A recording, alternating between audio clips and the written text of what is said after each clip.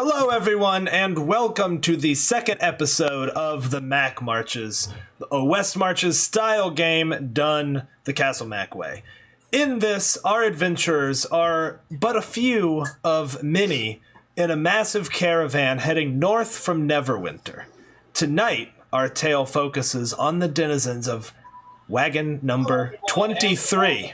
The second episode of the Mac Marches. Is that someone's audio coming through there? It's gone. Okay, thanks. That's all right. Little technical is all good. So these marches games are a way for us to let some of our friends and community members and people we've met through the magic of the interwebs play with us, and it's super exciting. So we've got a different cast every time we run it without a defined schedule. This is for us to have fun D&D. So without further ado, we're going to get started. We'll go around the table, do some introductions when we get back from the break, but I'm ready to D&D. I think everyone else here is ready to D&D. Is that right? Oh, yeah. Yeah. Sweet. All right. It's day 2. It's fall. Fall north of Neverwinter is getting pretty chilly. There's a nice chill in the air, a little bit of a biting wind, but it's not too bad yet. You've put on your winter clothes, pull your collars up high to protect your skin, and Wagon number 23 is lucky, because on the second day, you are not summoned to do any kind of real guard duty. You almost wonder if you were just overlooked. This could have been a housekeeping issue. This could have been a simple clerical error, but I don't think you question it too hard. And so when the wagons stop for the night, on the second night, and start unloading and everyone starts setting up their camp off to the side, you're well rested and feeling pretty good. The first thing you all notice is the smell of the sea, as the high road at this point has come pretty close to the water, and some of the wagons pull just a couple of 100 yards off the road, and you find a nice, almost plateau area, and to the west you look out and you can see the sea for as long as it stretches before you. You catch that nice salty breeze. Whoever's typing, keep in mind that comes through pretty loud. And people seem to be in pretty good spirits. You hear laughing and kind of joking around all over the place. What would you guys like to do in the few minutes after unloading your wagons? I think I'm going to light my pipe and maybe help with fires and so forth and help camp get set up. Cool. I'm going to find somewhere like a nice flat place to sit down, doff my take off my chainmail and start religiously polishing like almost every single link, like almost way too thorough. Nice. Yeah, you find a nice spot of patch of grass. It's actually pretty comfortable, and the sea breeze just it's a little bit relaxing. You hear some gulls crying in the air above. Lean back on this soft patch of grass. You see a group of children who are playing. They're burning off some energy from having been in wagons all day long. They're just running back and forth playing some kind of tag. And Austin, how do we pronounce your character's name? Is it Eon or Ion? Owen. Owen, cool. So yeah, option 3. Option 3. Cool. What is Owen doing right now? I mean, Owen has immediately noticed the children. And so the first thing he does is approaches them with his somewhat ludicrous number of knives that he has strapped across his chest in almost a bandolier, takes them out and begins juggling them to amuse the kids. Ooh, I like that. Why don't you roll a performance check for me? Let's just see how good this is. You're not going to fail, because I imagine this is kind of your thing. Okay, so with an 8, you're clearly proficient with it, right? I imagine this is sort of part of your background. But the kids just don't seem to care. Like, you're sort of like, hey, check this out, and they're like, yeah, cool. All right, back to tag. And so you're kind of like, Children are an awful audience that does not respect art, is what Owen has learned here. That's right. And how about you, Cole? Cole, you step off the wagon, and I think it's a very liberating feeling. You feel this kind of heavy sea air hitting your hair, and you almost have a halo of steam around your fiery hair. And people are staring. Not that they haven't seen you already, or that fire genasi are particularly rare, but it's just a sight to behold as the air around you is sort of almost this like shimmering halo of heated air and moisture. Even though my hair is lit on fire, I try to calm myself down so that it simmers down, showing off my gray sort of ashen dreads that sort of fizzle to tips looking like burnt cigars. And I immediately start doing push-ups because I have been immobile for far too long. There's no action in this place, and I got energy to spare. Nice. And as you are doing push-ups, you look up and you see a pair of slender, black polished boots standing just in front of you. And you sort of follow the body up as you look up, and you see this half-elf woman, arms folded. She's looking down at you, and you can tell that she's an adventurer. She's festooned with all of the gear that an adventurer would have. She's got a pack with rope hanging on the side. She's got a rapier down by her hip. And she looks down at you, and she's like, well, well, well. Wagon 23. Well, were y'all too tired to go out on patrol today? Because my wagon, we got hit with double patrols. 35. We're a little bit further back. That means we're stepping in the shit left by your horses. It sure looks like it based on those boots. She says, oh, you're some to laugh. And behind her, you see this turtle who's got his arms folded as well and kind of a scowl on his turtley face. He's just kind of like... You also see towering above them with this beautiful, almost Rudolph red nose, a furbolg, who has his hands on his hips, and he's looking at them, like kind of trying to emulate their expression. Like he's like, oh, they're mad. So he's kind of like, So just sort of following along with the group. And one more, you see another woman kind of standing behind them, and she actually is holding a dagger by the point on her finger, and she's kind of spinning it a little bit and holding it up. She has a patch on one eye and just looks pretty hard. They look a little bit threatening, but not necessarily like they're spoiling for a fight. But they're all just sort of staring at you. I stand You're up. muted, Austin. And you know what? You guys are true beauties to behold after such a long stay in my luxurious caravan. And although they say beauty is in the eye of the beholder, I gesture to the lady with the eye patch. She kind of catches her knife and she grins at you, just a little bit like... Clearly, you're overworked, and it's not my fault. Blame the bureaucracy of clipboards. She sort of nods, and she looks to her compatriots, and she's like, well, do you think you're looking to blow off a little bit of steam? Maybe we could put some money down on just a friendly competition. What do you say, fellas? And the turtle nods, like with a big, wide grin on his face, and the furbolg is just staring at you, and she kind of elbows him. He's like, yep. Depends. What kind of competition? I could think of quite a few ways to blow off some steam. She says, well, where I come from, it's fall, and that only means one thing. It's Calimball season. And she reaches into this satchel that she has on her hip, and she pulls out this faintly oblong pigskin ball. Do you know how to play? Can't say I'm familiar, but I'm a quick learner. She looks at the rest of your party. She's like, how about you, elf? Surely you've played Calimball, right? Stand up and nod and walk over. A couple smoke rings. It's kind of a long pipe, little barrel down here. Kind of regard them, look them over. Don't say a word for a couple minutes. Mirvada Valerian. If it's a game you seek, it's a game I shall enjoy with you. Nice to meet you. She's like, haha, all right. I like this one. A little less fiery, as it were. And the furbolg sort of looks and is like, oh. Kind of laughs like he gets it, but doesn't actually find it funny. She bows deep and she says, "My name's Kira." Pleasure to meet you, Kira. She puts her hands on the big Furbolg oaf, and she says, this here's Balier. And he says, "Hello."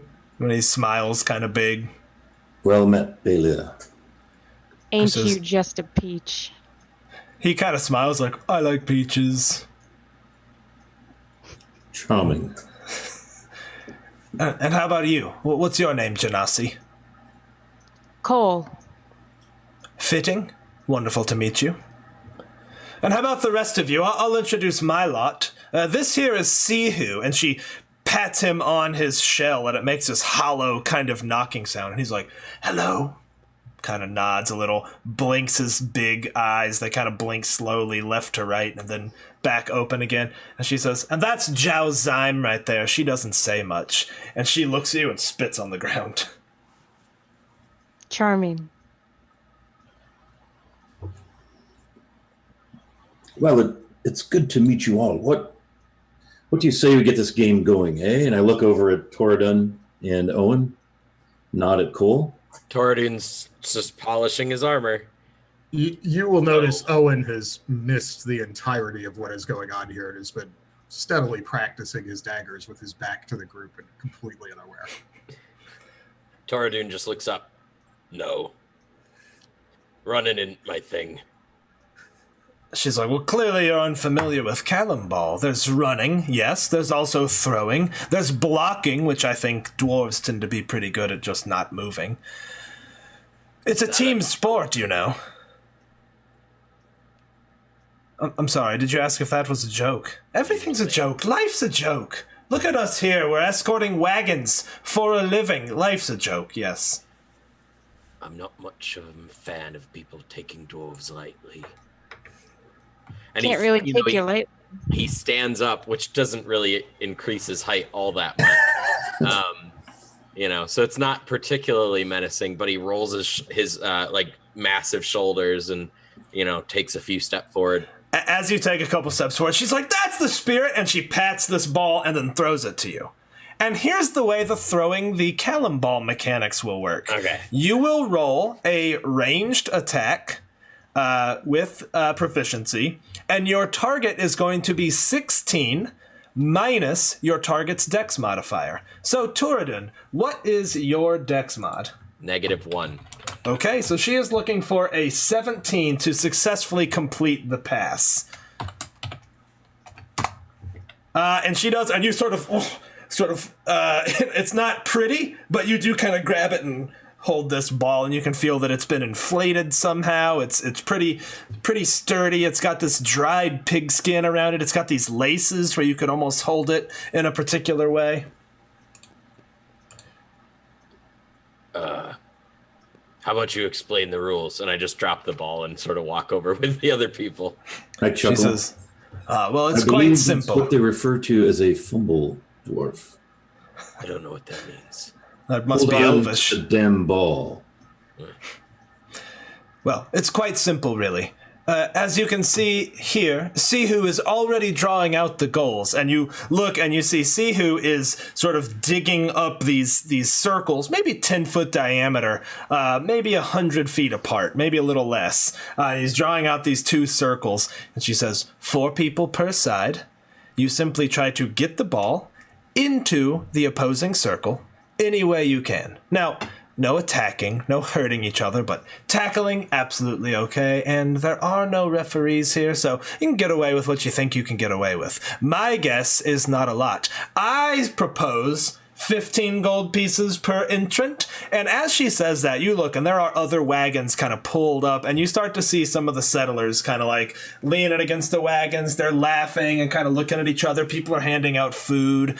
You see some ale getting poured. People are sitting on these tailgates of the wagons getting ready for this potential game.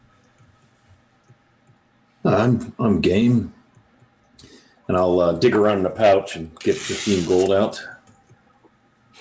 Kind of shoulder my cloak off in leathers, blue hair, pale silvery blue skin, 5'6", kind of slight, not looking menacing in the least, but my enthusiasm makes up for it. Greenish, gold, glittery eyes.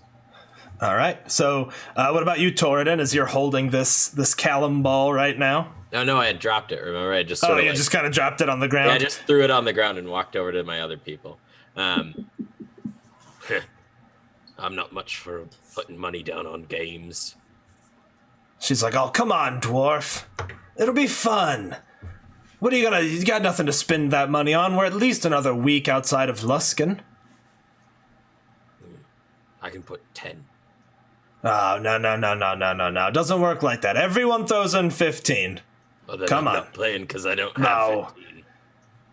What if I cover his other 5? Hey, fine with me. It's a bonding experience for you all, one way or the other. Either you celebrate your wins, or you've proven that you can trust your adventuring comrade as he's covered your entry. What about you? And you look at what? Owen is like, what? Owen finally turns around and looks at them and kind of surveys the scene and then sees the ball laying on the ground. Wait, what is going on here? Are we playing a game of Fling Bean? We're playing Fling Bean, yeah? That might be what they call it where you're from. Calimball. Yeah, you is know, what you take the bean, you knock somebody down on the ground with it, and then you go put it in the hole. Well, that's actually a pretty apt description. Wouldn't you say? And she looks, and the turtle's like, yeah, it's my favorite part. Okay, the turtle's on my team. We play. Let's go. All right. If we're ready, then why don't you all line up right there? We'll line up right here. We're going to put the ball in the middle. And you there, Wagon Master. And you see this man look up. He's got like a ladle full of stew. He's like, kind of wipes off his beard, strings of stew. She's like, would you be willing to give us a countdown? And he's like, oh, sure. Like he looks around at everyone like he's super proud to have been invited to this. And her being loud has attracted quite a bit of attention. You've got quite a little crowd growing around you. And I'll kind of do the whole... It's been a while since I've had a good game and a good romp. I must say I'm thrilled with this. And with that, we will take ourselves over to the Calimball, the hastily made Calimball court. There we go. I like it. Oh, nice. Okay. All right, so you all are trying to get the ball in the blue spot. And here's the way this works. You can essentially make attacks on people doing either a shove or a grapple to attempt to tackle somebody. You can try to steal the ball by either rolling athletics or sleight of hand to try to grab it from them. And the difficulty will be based on either their strength or their dexterity. And they can do the same to you. You can use your reactions to get attacks of opportunity to try to grab it from people. And so that's essentially how this is going to work. If the ball hits the ground, it will roll in a random direction. It's an interact to pick it up. So, if you all would, can I please have everybody roll initiative? Don't forget to click on your token before you roll it. It won't count unless you've clicked on your token. Oh, that's actually not too bad for a -1 dex. Oh, and I lost my pre-entry. Ooh, I'll take it.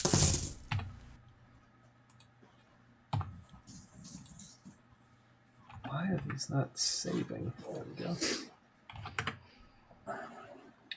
Okay, has everybody rolled? It looks like we've got all initiatives in.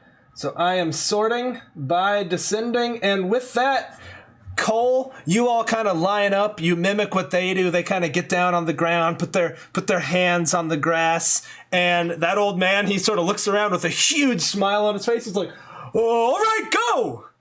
And with that, everyone sort of leaps off their starting positions. And Cole, it would be your turn.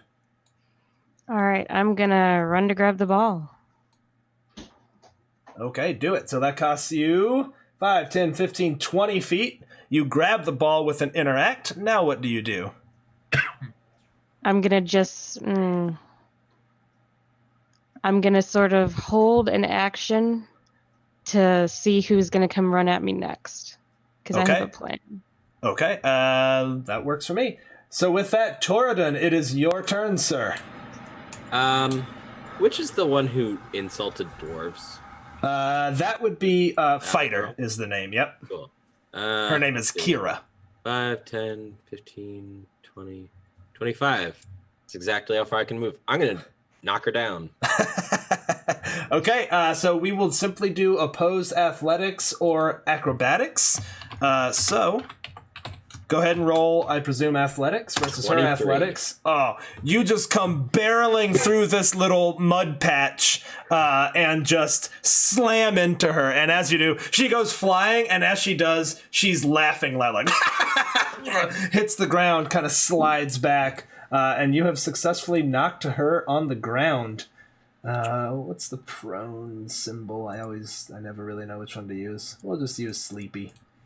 So you knock her flat on her back. But with that, it is the rogue's turn. And Cole, this rogue takes a step towards you. You can trigger your held action right now if you'd like to.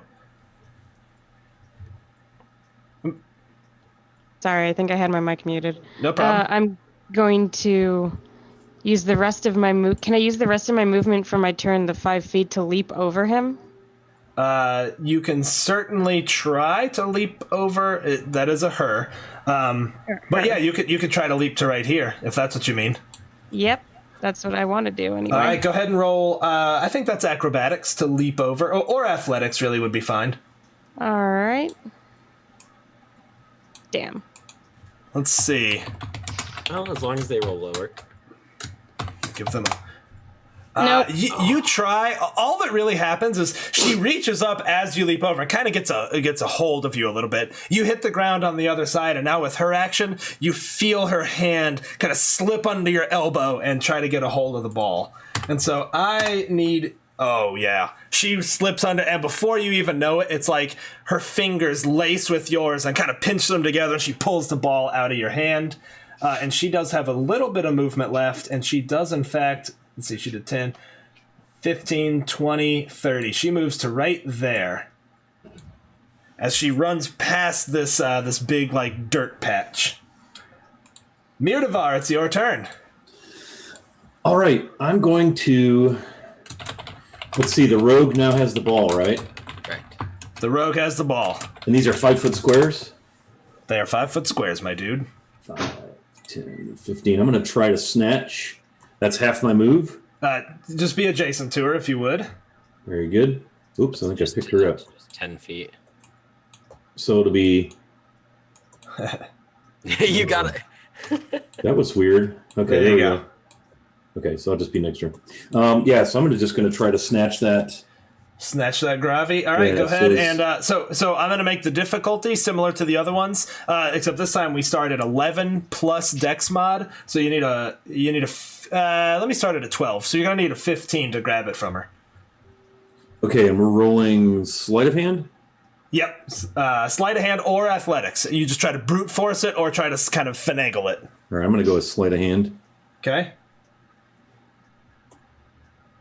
Oh, you try to get in there, but she knows what she's doing. She kind of pushes her hand against yours and kind of just knocks it away. And she looks at you and she's kind of grinning, like, yeah. She's got this eye patch.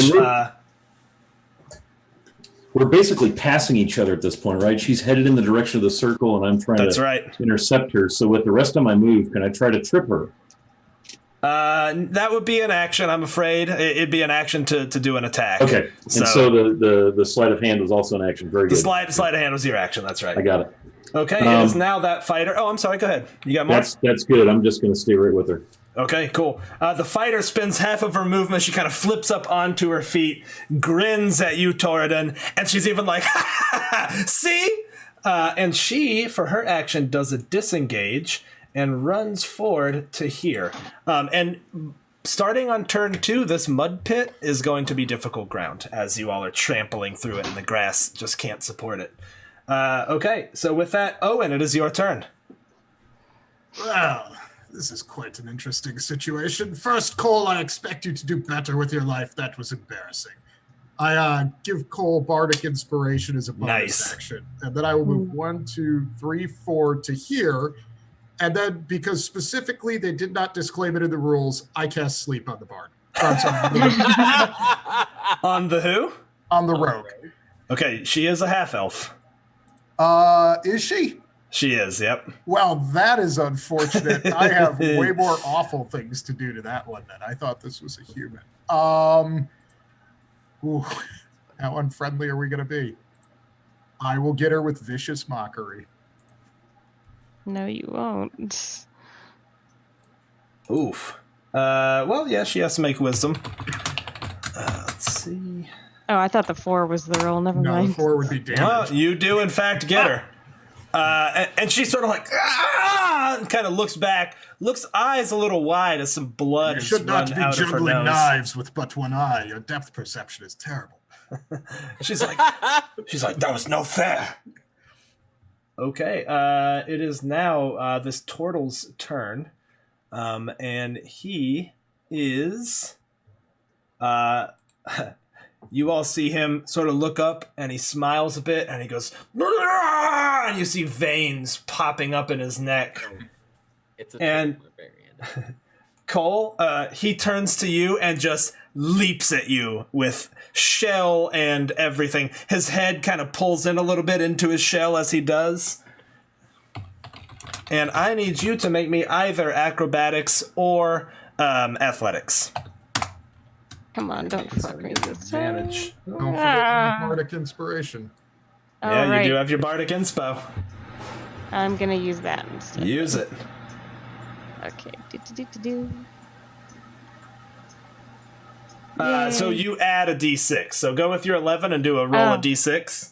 Oh, okay. Because there's a thing where you can click the inspiration and then roll. Yeah, That is for having inspiration that gives you right. advantage. So Bardic just inspo is a 1d6. little different. Roll d6. I think that's the right command. No, that's not the right command. So if you click on the dice up in the top left, Oh, yeah. My bad.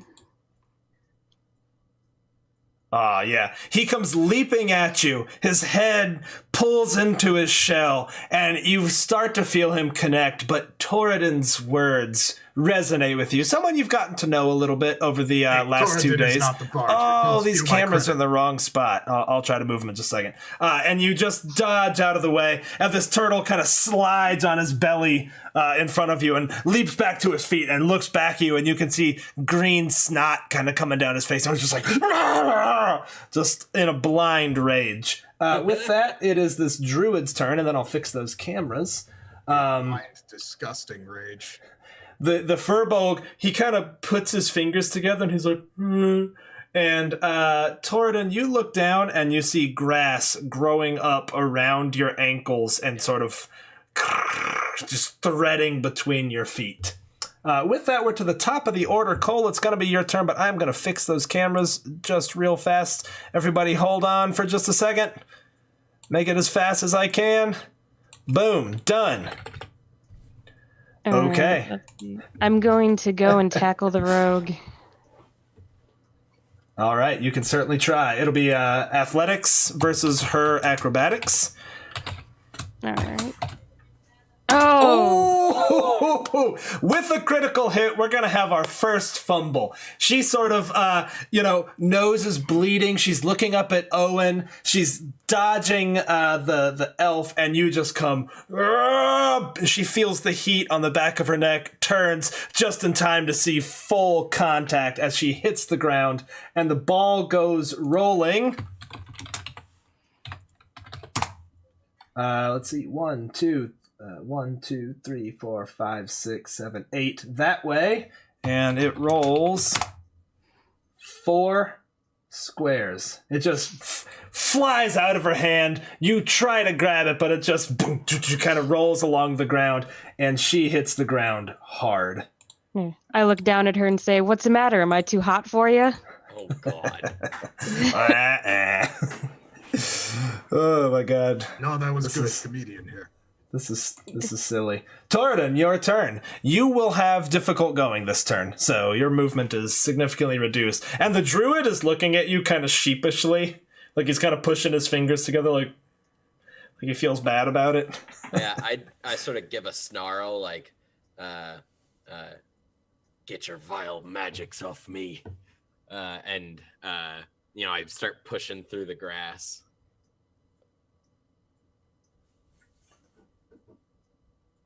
Where to? Roll anything? Nope. It's just difficult going. You got your movements reduced basically to 10 this turn. Fine. I'll come out right next to the turtle and like get sort of a running charge and check him. Trying Roll to knock it. him over. You said athletics, right? Yes, I did. Nah. Oh man, you try, but his shell, he just kind of turns it towards you and pushes back, and you kind of bounce off him, and he's kind of glaring down at you again, just like these turtle veins.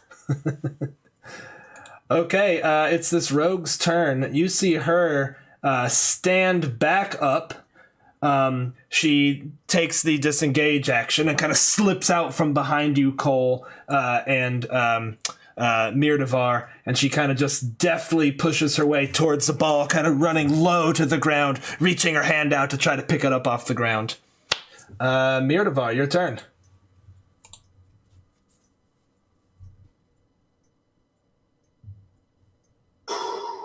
So Rogue has the ball. Nope, Rogue does not. She couldn't reach it. But because the ball's so tiny, you have to be in the square to interact with it to pick it up. Gotcha. Yeah, sorry, should have specified. Also, this is basically Calimball. I'm just making it up as we go. 20. But that's a DM secret. I didn't tell you that. I can get to the ball in 25. 20, I believe. 20. 5, 10, 15. Oh, diagonal is 20. Okay. 20. So I'm going to try to pick up the ball. Roger that. Here, I'm going to do something here. We're going to make this so it doesn't take up the whole thing. There we go. Gotcha. You've got the ball. Okay. You're the man now, And dog. can I complete my movement? You can, but you will provoke an attack of opportunity. All right. So rules question. Yep. Are we able to just throw the ball to the circle, or does it have to be carried? No, you have to carry it into the circle. You can throw I'm going to it. risk the attack of opportunity because I'm badass. Okay. All right. So I'm going to move my 10 this way. What is your? Go ahead. Let's do this. Go ahead and roll athletics or acrobatics as she tries to grab it from you. Either one, your choice. Ooh. Oof. Oh man, you go running and you're like ha ha, and you look down and look back at her, and she's holding it and smiling at you. She's just too fast. Son of a. She's just too fast. I'll stop and face her and just kind of snarl and chuckle and give her a snide look. I see how this is going to be then. All right, reminding you now that the dirt patch in the middle is difficult going. So this fighter goes 10, 20, 30 to right there. And you can see her kind of running towards the goal and looking back over her shoulder at the rogue. Oh, and it is your turn. Well, as a starting point, these guys are not playing the game by the rules, so I am going to fix this. I said the turtle was on my team. So I go 1, 2 to get 30 feet away, and then I cast Charm Person on the turtle. Okay, can you put the text in the chat? Yep. There you go. You need to make a wisdom saving throw. Okay. And he is a barb, so his wisdom is not great. We give him a +1.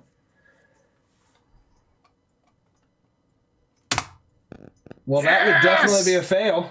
The turtle is on our team. Sorta. It at least considers you friendly. Doesn't deem them unfriendly, though. But you can certainly try to interact with him now. But yes, he now considers you friendly. He kind of looks up at you and just nods, like in his rage. And what I say to him is, you have to help get it in the square your team needs. The blue.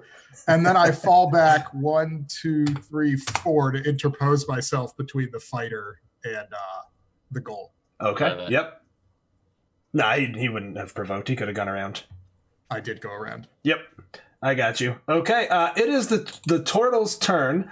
Let's see. I'm going to give him a wisdom save to see what he does. Okay. He regards you as friendly and looks confused. So for his turn, he just looks around and he just looks at you, Toradon, and just tries to shove you. In lieu of doing anything else, helping push the ball, he just tries to shove you to the ground.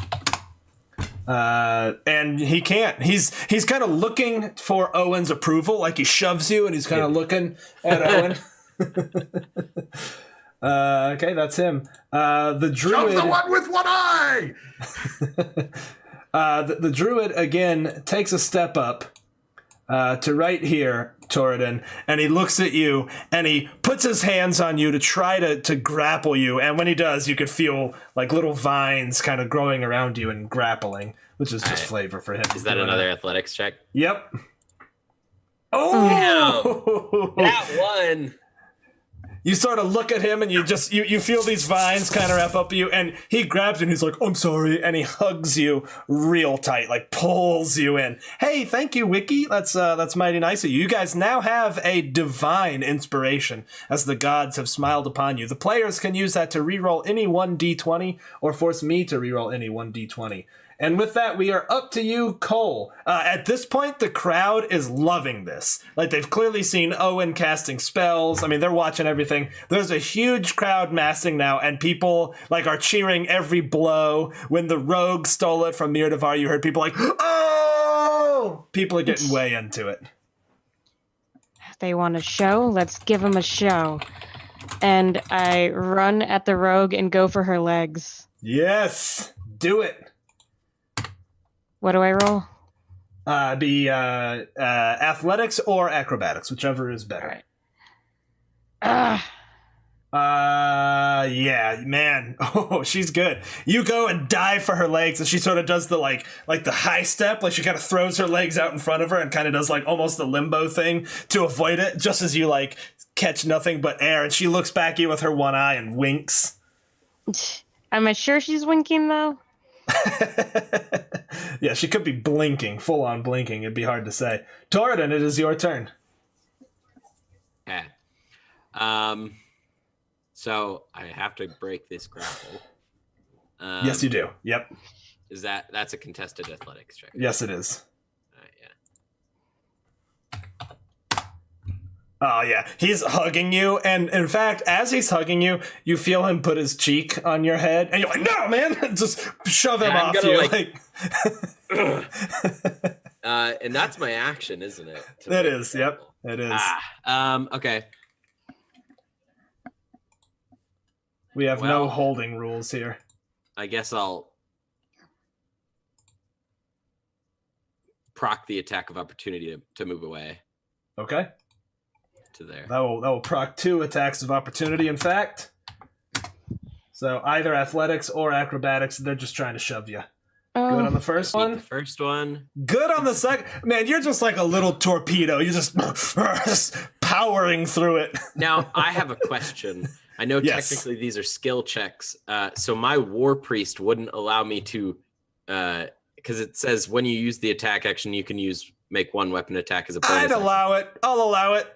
All right, cool. I want to just fast and loose. This rogue. Just That's an attack. All right, do it. Yes! Oh, but you can now add a 10 I'm to going to that. make you re-roll that. Okay, yes. Burn it. You got her. Let me turn down my music just a little bit. Yeah, so I you just like shove them off. Yeah, yep. Come barreling at her and just knock her flat on her butt. I think I just rammed my head right into her gut. And with that, the ball's gonna go flying. Oh man. Woo! Ball almost rolls off the field, but not quite. But it is her turn now. She sort of hits the ground, looks back at you, clearly in some surprise, and she kind of scrambles away. And as she scrambles, she kind of gets back on her feet. She essentially used her action to disengage and her full move to get here, and the other half to stand back up. So she's just like keeping her hands on the ball, just trying to get back to it.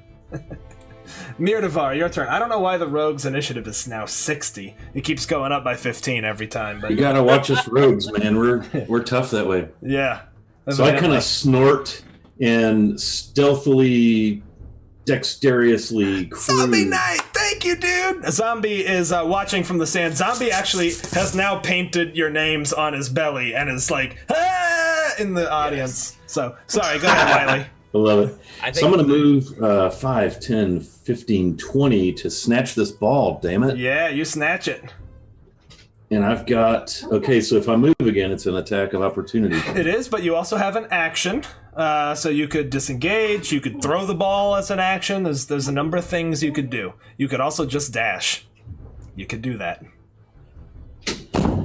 Yeah, let me dash. That enables me to get away without provoking the opportunity, right? No, she will still... No, disengage. You have another 10 feet, and you don't get the attack. Dash is you would have 40 feet, but she's going to try to grab the ball. And then you can like throw it to me or Cole, probably. No, I don't think you I'm gonna do this. I'm gonna disengage. Okay. And move. Wait a minute. 10 feet right here. Okay. You see her trying to kind of grab at it, but you stiff arm her. You just... Yeah, I'm just going to stick my tongue at her. I don't think so, milady. She's like, who you calling very a lady? elfly, you know. All right, I love it. With that, it is this fighter's turn. She seems to have man-to-man coverage. She sees Owen, and she saw you casting a spell, Owen. You see her just low center of mass, comes running at you and tries to leap at you to tackle you. And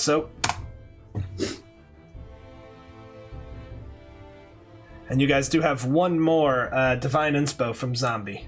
Ooh. Really? All that's it's gonna knock you prone and concentration check, Owen.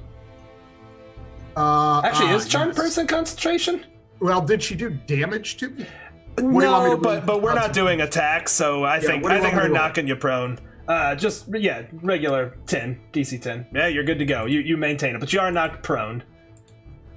She just comes and knocks you down and kind of stares down at you. But Owen, it is your turn as you're looking up at her. You know, you could have just asked me for a date. I would have said yes. I stand back up with where Owen is standing. Okay. Let's see. We're next to this giant mud pit now, aren't we? You are indeed. Okay, well that is unfortunate. And 1, 2, 3, 4, 5, 6. The rogue is over there. And who is going to try to maul my friend? Not the turtle. Not the druid. So what I am going to do is extend my hands directly towards the fighter as though I am going to cast another spell, but all I'm going to cast is prestidigitation to make a loud bang. Nice. And like sparkles shoot out of my finger into her face and then go, awesome. Got you, and then run around. Awesome. Well, I'll consider that a disengage too, if you want to. So she's sort of like.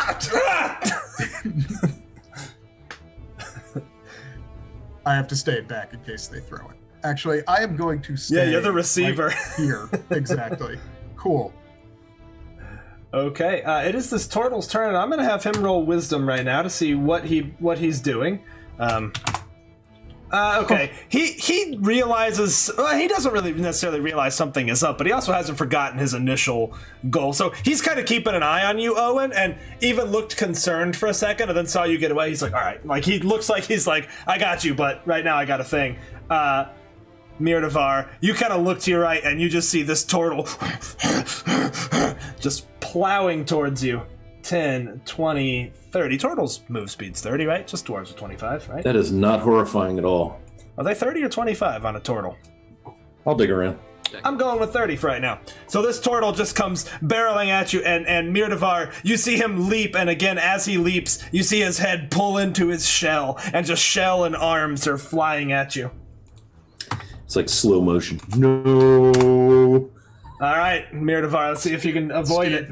Steve. Sir. It's 25 and swim is 30. It is. All right, well, we're going to go with it. He's a barb, so I'm going to give him that extra 5 for this turn, but from here on out I won't since I've already rolled it. All right, so what move can I make to dodge this guy? Either acrobatics or athletics. Acrobatics to dodge, athletics to try to take the blow. I'm going to dodge him. Okay. Oh! Or but you perhaps don't. Not. You hit the ground and the ball goes rolling. I step on my cloak. Damn it! But it does roll in actually a pretty advantageous position for you guys as it goes 1, 2, 3, 4.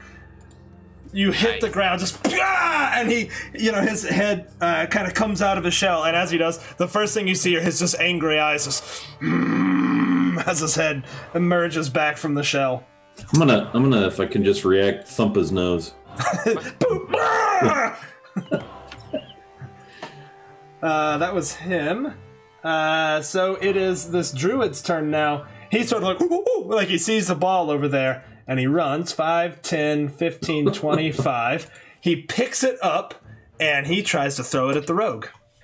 And if you recall, the DC is 16 minus Dex mod. This rogue has a 3 Dex mod, but this druid isn't all that dexterous, so it's going to be a little lower. So he is trying to get a 13 or better, which he does do. On his turn, he chucks the ball. You see it spiral through the air. The rogue snatches it out and pulls it to her chest. It's pretty slick. Okay, and with that, he has 10 feet more of movement. He moves towards the goal, and he's like, like he's smiling really big and goofing about how awesome his throw was. And it was like a perfect spiral. Okay, Cole, you're up. I'm gonna run up to the rogue and try to grab the ball from her. Try to snatch it. All right, you can either do either sleight of hand or athletics. Let's go sleight of hand. Damn it. Oof. Damn it. You guys do have a divine inspiration. I'm totally gonna use it. Reroll. Okay. Oh! Yeah. And she got a 1. So you go to grab it. She tries, gets caught up on your feet, and she hits the ground. And the ball is now in your possession. Yes, mine. And you had, 20 feet of movement left? Yes. So I'm gonna book it. She'll get an attack of opportunity, but at disadvantage. Steve, I have a mechanical question. Hit me. How does handing the ball to somebody work? I think that's free. If you can run up, you can just hand it right off. I'm gonna try and move over here. Oh my gosh! She got a 20 on her, even from the ground. So go ahead and roll either athletics or acrobatics to avoid having it snatched back. I thought you said she had to roll at disadvantage. I did. I rolled a 15 and then an 18. So the 15 was my disadvantage roll. Oh! She reaches up, you feel her fingers lace around the ball. You grab them, peel them back, push her down, and keep running. And she hits the ground. And she kind of punches the ground. Yes. I love this. Torridon, you were up. Okay.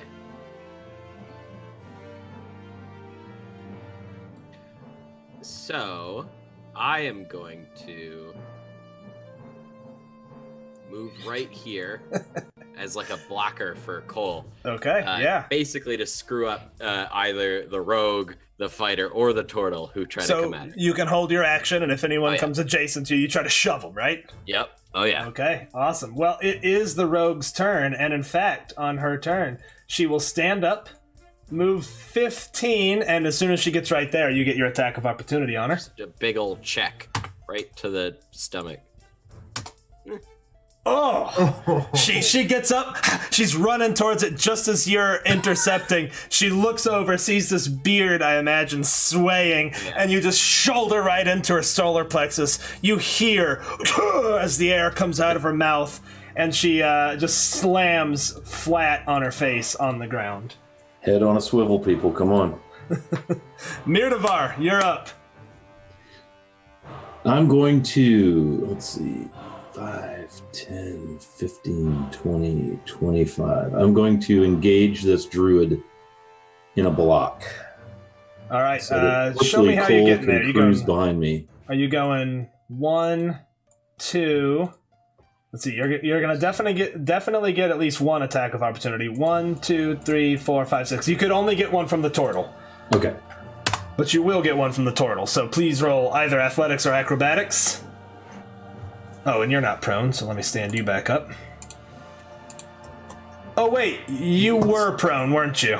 Oh, I was. So I only get half my move. Yeah, you got to go back 3 squares. Okay, let's go back and start this over then. In that case, I'm going to stay right here and block the turtle. Okay. And hopefully she can contend. And I'm going to hold my action in case he comes at her or me. I'm just going to stand. Okay. All right. So basically, if he moves closer to Cole, you'll try to knock him down. I'm Don't just even imagining this think about it, shell boy. skinny little dwarf or elf giant turtle. Yeah. He's No, looking it's down. He's just. The fighter actually kind of looks over her shoulder and sees it, and she just goes, "Come on!" Like trying to give them some encouragement. She turns to you, Owen, and she holds her action. And Owen, it Okay. is your turn.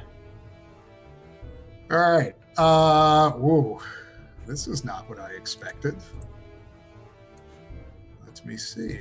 Maybe we're going to get lucky here.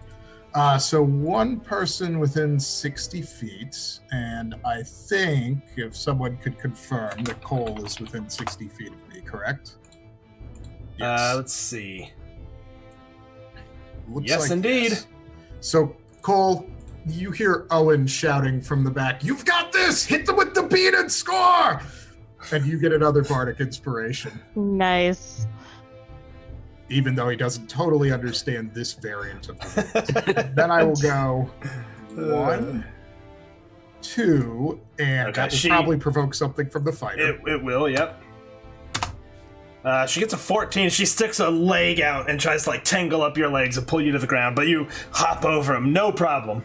3, 4, 5, 6, which 1, 2, 3, 4, 5, 6, and I will cast Sleep on the Druid. Okay, go ahead and roll it. All right. I think I have this on the sheet already. Let me see. Yeah, there you go. It's 5d8, I believe. Yep, it is. Oh, he's out. Yeah! He's sitting Yeah. there like, he's like, and he just collapses down, falls asleep. As he does, you see some flowers sprout on the ground next to him. Aw. Oh, that's cute. I should put him to sleep more often.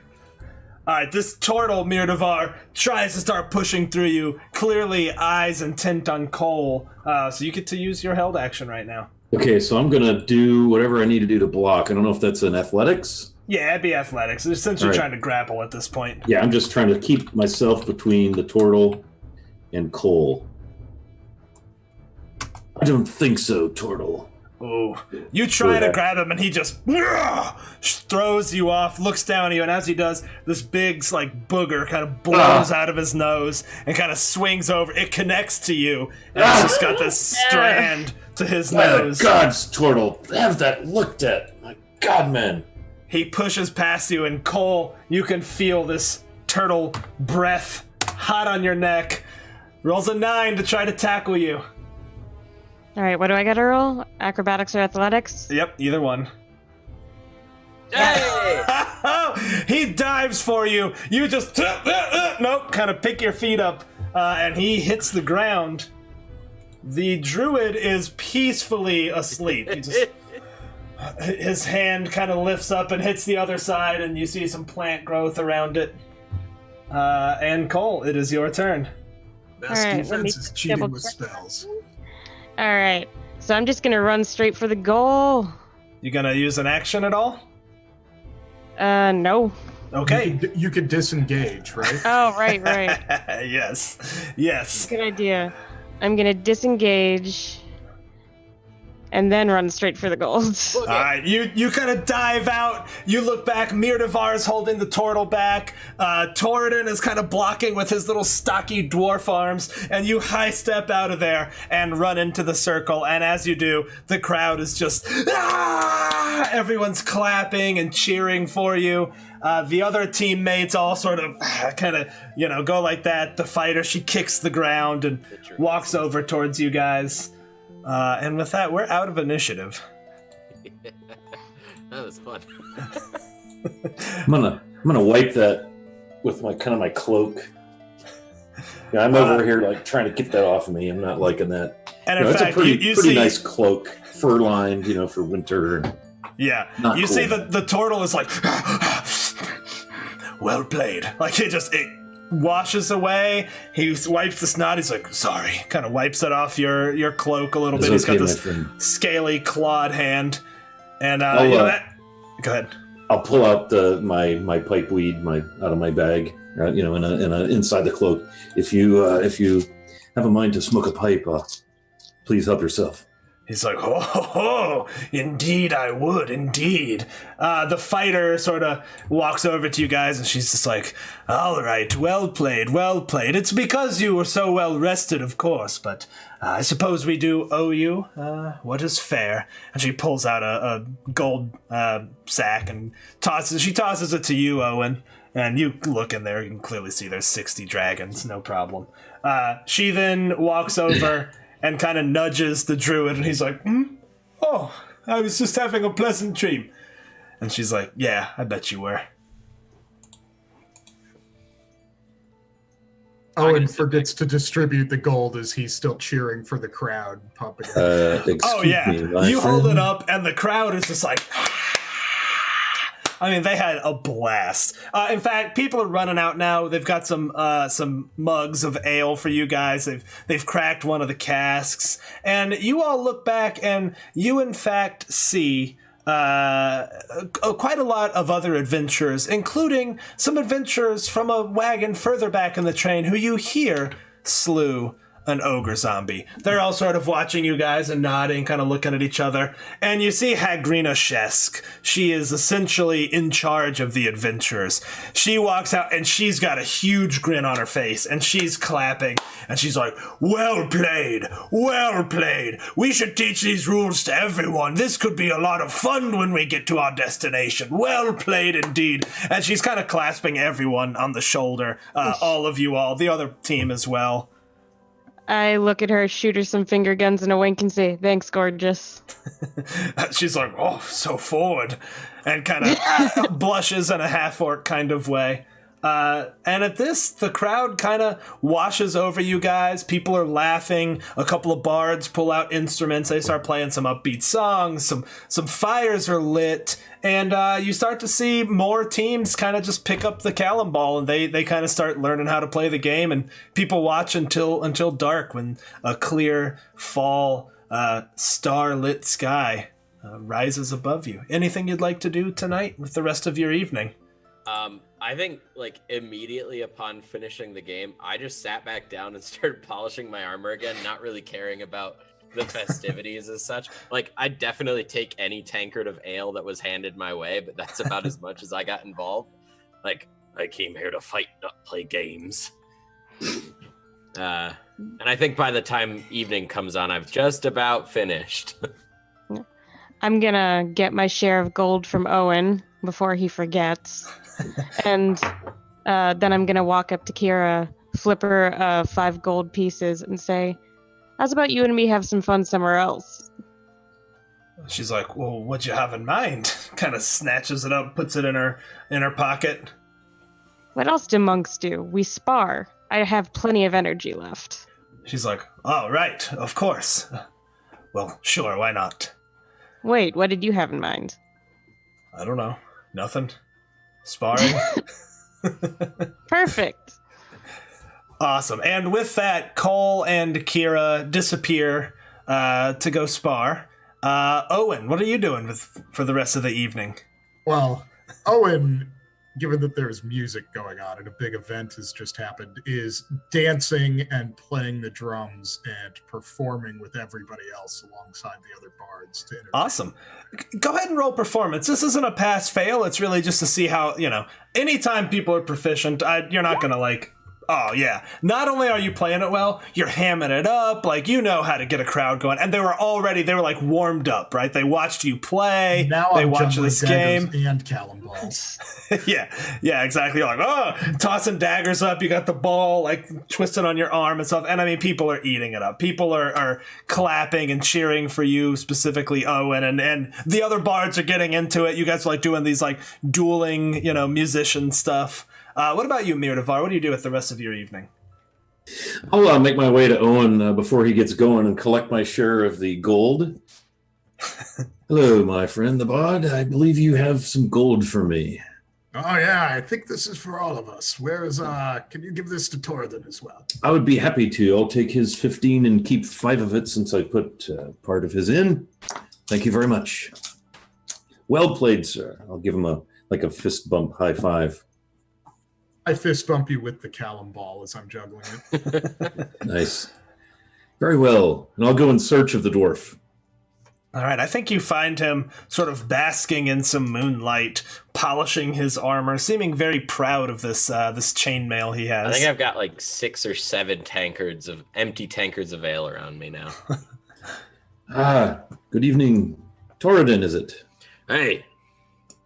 Well done indeed. And I clasp him on the back, kind of pat his back. That is some magnificent armor you're fastidiously maintaining. I'm so jealous. It was my father's and his father's before him.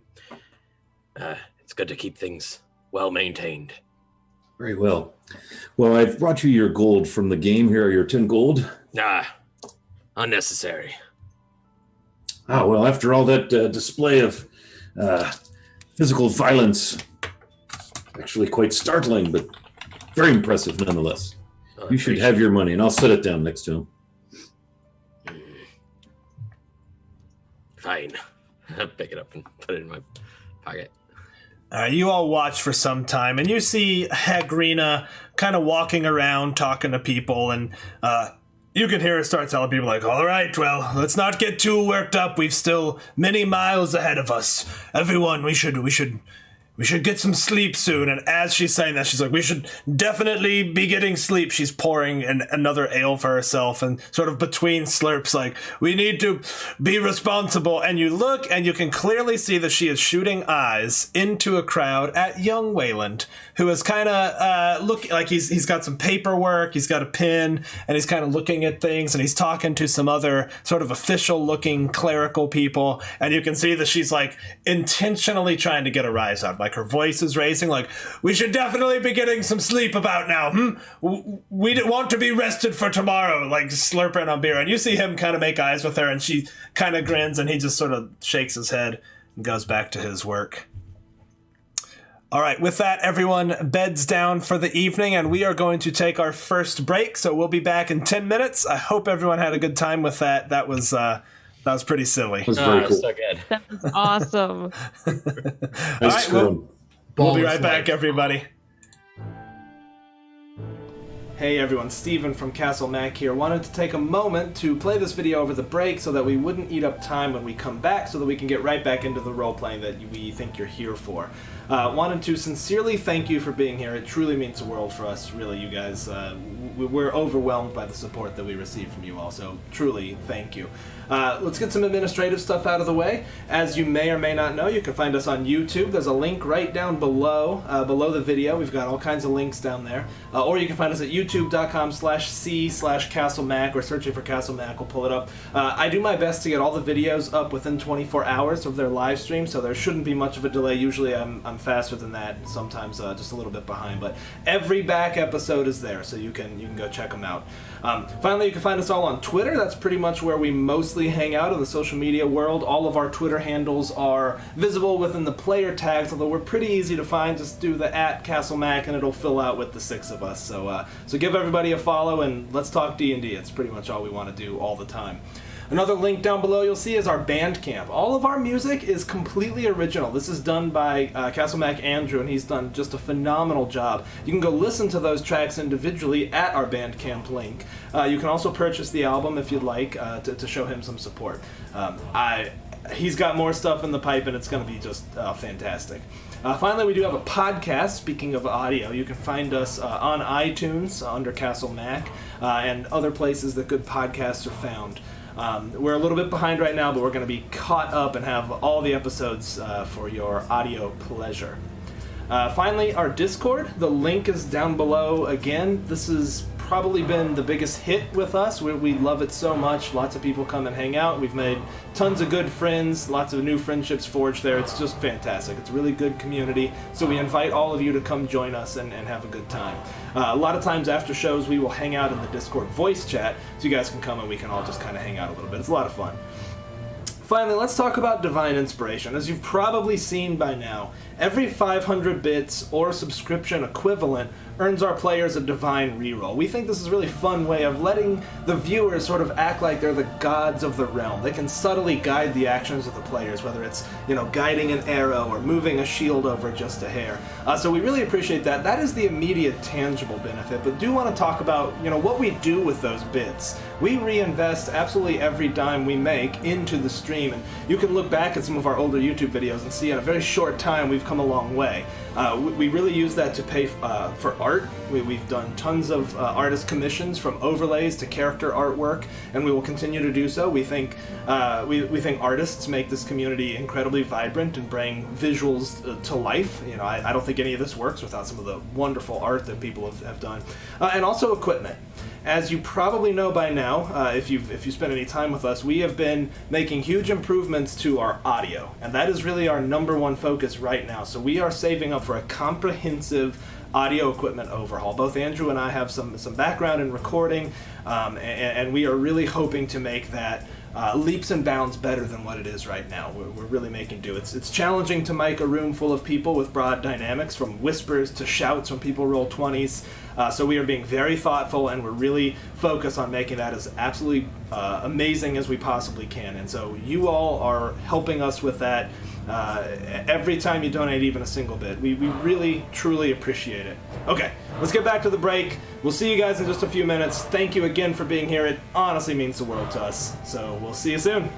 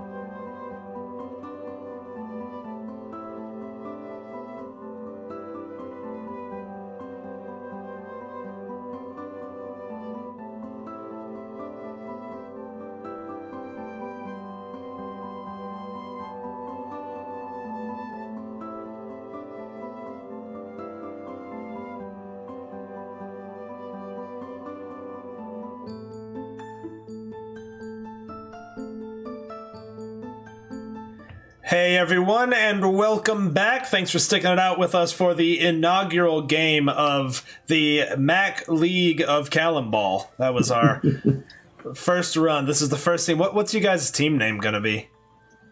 Oh, that's a good question. The Wagoneers. Pretty The good. Grumpy Dwarves. We'll get shirts.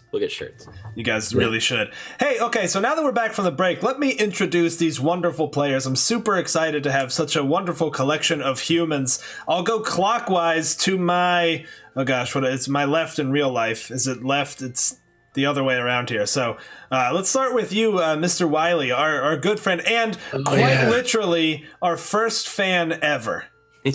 First You were the and first longest running fan. The first fan of Castle Mac.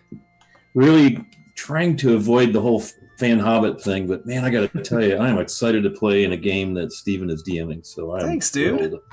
Yeah, I almost had. Well, I'm sorry I started with a accident weird getting ready. sports game. It was cool. Next time, hey, I could call the game for you if you need like sports radio. I was just play thinking like about that actually. That would be pretty good. You got the voice for it, and plus That's you could it. be so ridiculous with like, oh, and the sleep spell. The sleep spell is really pretty good on the field. Blah blah blah, whatever. Oh yeah, we could have That'd some be fun pretty with that. great. So yeah, I'm Wally Hobbit on the Twitch and the Twitter. I help with a little Macalite game over here. We've had to go offline for a while until we get some technology that'll enable us to restream, but into the Borderlands. Shannon and Devin playing that game. That's a lot of fun. And I got a little game on Monday nights I play over in another community. So really enjoying this very much. Woo! Good times. All right, glad you're here. And what about you, Mr. Devin, right down here? I'm poking at you. Hi, I'm Devin. If you hang out at all in the chat or the Discord, you probably know me as Utilitas. I'm a mod, and I play in Wiley's game on Wednesdays. Just super excited to be playing this. Yeah. All right, sweet. And going around this a ways, an old buddy of mine, Austin. Why don't you introduce yourself here, my dude? So I'm Austin, longtime gamer, longtime D&D player, and somebody who is going to insist that we play the Fling Bean variant of Calimball if we're going to have a league for this thing. Because when you take the ball and knock somebody down with it, then score, there's just more kinetic punch to the game. That's how we played it where I grew up. Yeah, you played the street rules. Yeah, exactly. Like back alley, like the field with dirt and glass, and Yeah, hypodermic needles. That adds to the fun. And The going right over here, League. yeah, to Shanologic Shannon the Amazing, right here, Perler Extraordinaire. Your art still graces my wall to this day. Two of them, Hamburglers and the Castle Mac logo. Oh, well, thank you very much. I'm pretty new to this whole D&D thing. The first game I ever played was with Castle Mac Steve over here, and it was a hoot, and I've been addicted ever since. Mm-hmm. And I'm Shanologic across all of the internets, and I play in the Wednesday Castle Mac game that hopefully we'll have back up and running. And I also play in a Saturday game over at Welcome to the Party, which will hopefully be back up and running. So I'm kind of... I'm incognitus. All right, well, hopefully this can scratch the itch for a little while. Thank you all for being here. Super appreciate it. And I think without further ado, we'll jump right back into the game. Sound good? Yeah.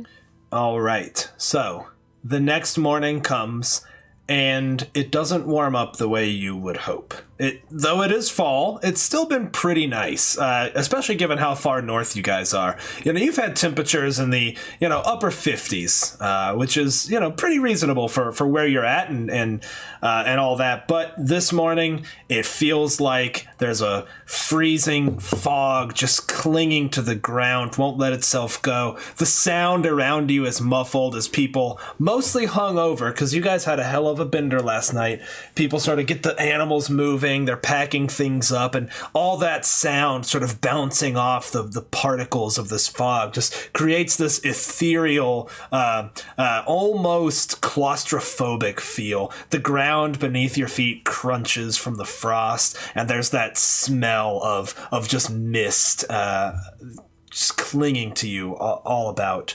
It takes a little extra time to get the animals moving. The wagons leave a good hour later than they would have hoped. You can see some wagon masters kind of running back and forth, clearly tension is a little bit high. People are a little bit not just brought down by the overall inclement weather, but clearly frustrated with each other. Tempers could feel like they could flare at any point. But finally the call is given, and the wagon ahead of you kind of lurches forward, and your wagon quickly kind of picks up speed alongside it. You all huddle up inside your wagon. I think, Cole, your hair is really coming in handy right now, as whoever is sitting next to you kind of snuggles up just a little bit, feeling much better for wear.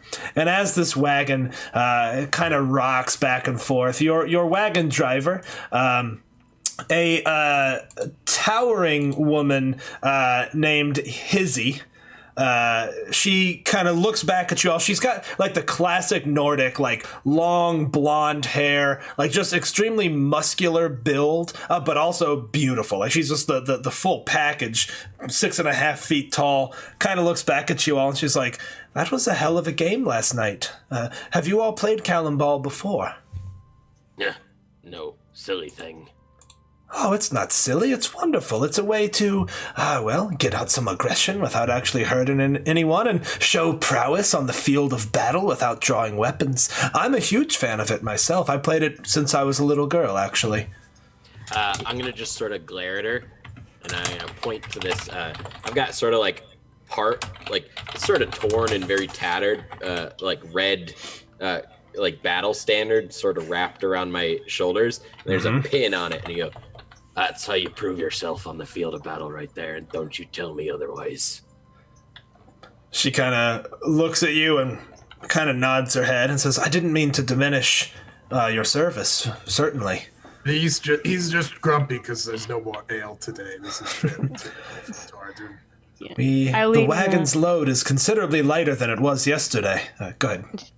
I lean over close to her and I'm like, well, I've never played it before, but I'll try anything once. Wink.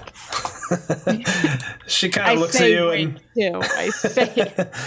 She sort of spurs the wagon and is like, I'll keep that in mind. Leans forward, kind of, and again, the sound around you of wagon wheels crunching this road, which is not so well traveled these days. It's pretty bumpy. As you all may or may not know, Neverwinter was in a pretty bad spot. It's been being rebuilt over the last couple of years, but it's still not what it once was. And you're now north of that. You're on your way to Luskin, which is frankly kind of strange. It's not part of the Lord's Alliance. It's on its own. It's operated by these essentially 5 different guilds. They're called ships, which some of you may or may not know. But it's the trade with the Sword Coast does not necessarily come up and down this road. It in fact uses the ports instead. So this road is in rough shape. And that is evident just constantly by the sounds again of these wagons striking wheels, striking rocks, echoing through this mist. And you can only see a good 40, 50 feet away from you. It just feels like it's encroaching. In fact, you sort of peek out a little bit and some of the mist kind of works its way in through the back of the wagon. So these roads are not once what they were. It'll be a happy time indeed when things are set right again in this area. Hizzy, if you don't mind, I'm going to come sit up with you. I would like to get a better view of the place. And as he goes to sit down, he pukes over the side of the sits down next to her. Do you have long hair? Owen has long hair that is in multiple braids coming off the back. All right. As you puke, she's kind of like, ugh, and she reaches over and kind of grabs some of the braids and holds them back for you a little bit. And she's like, there. She kind of rubs your back a little bit, pats it a little bit gruffly. Oh, I see you are familiar with an entire season of Fling Bean as well. I appreciate this. Thank you. She says, as I said, I've been playing Calimball forever, so I'm familiar with everything that entails. All right. You all right. All right. Anything else you all would wish to say to each other before we move ahead? I think Tordun takes out like a little bit of stone and starts chipping away at it with a little, not necessarily like a chisel, but like a little, metal rod. And that sound again is just echoing, like just surrounding you.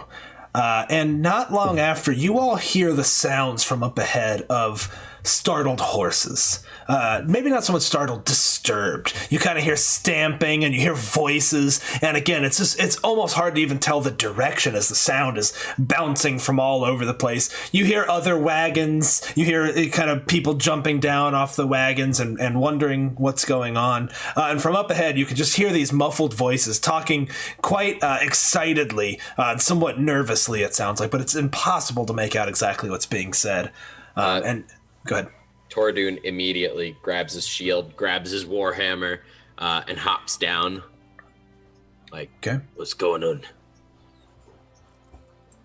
on? I hop down with him. We better go check it out before something happens. Yeah, I'll jump down and pull my short bow off my back. All right, you all hop down and we're all going to do this.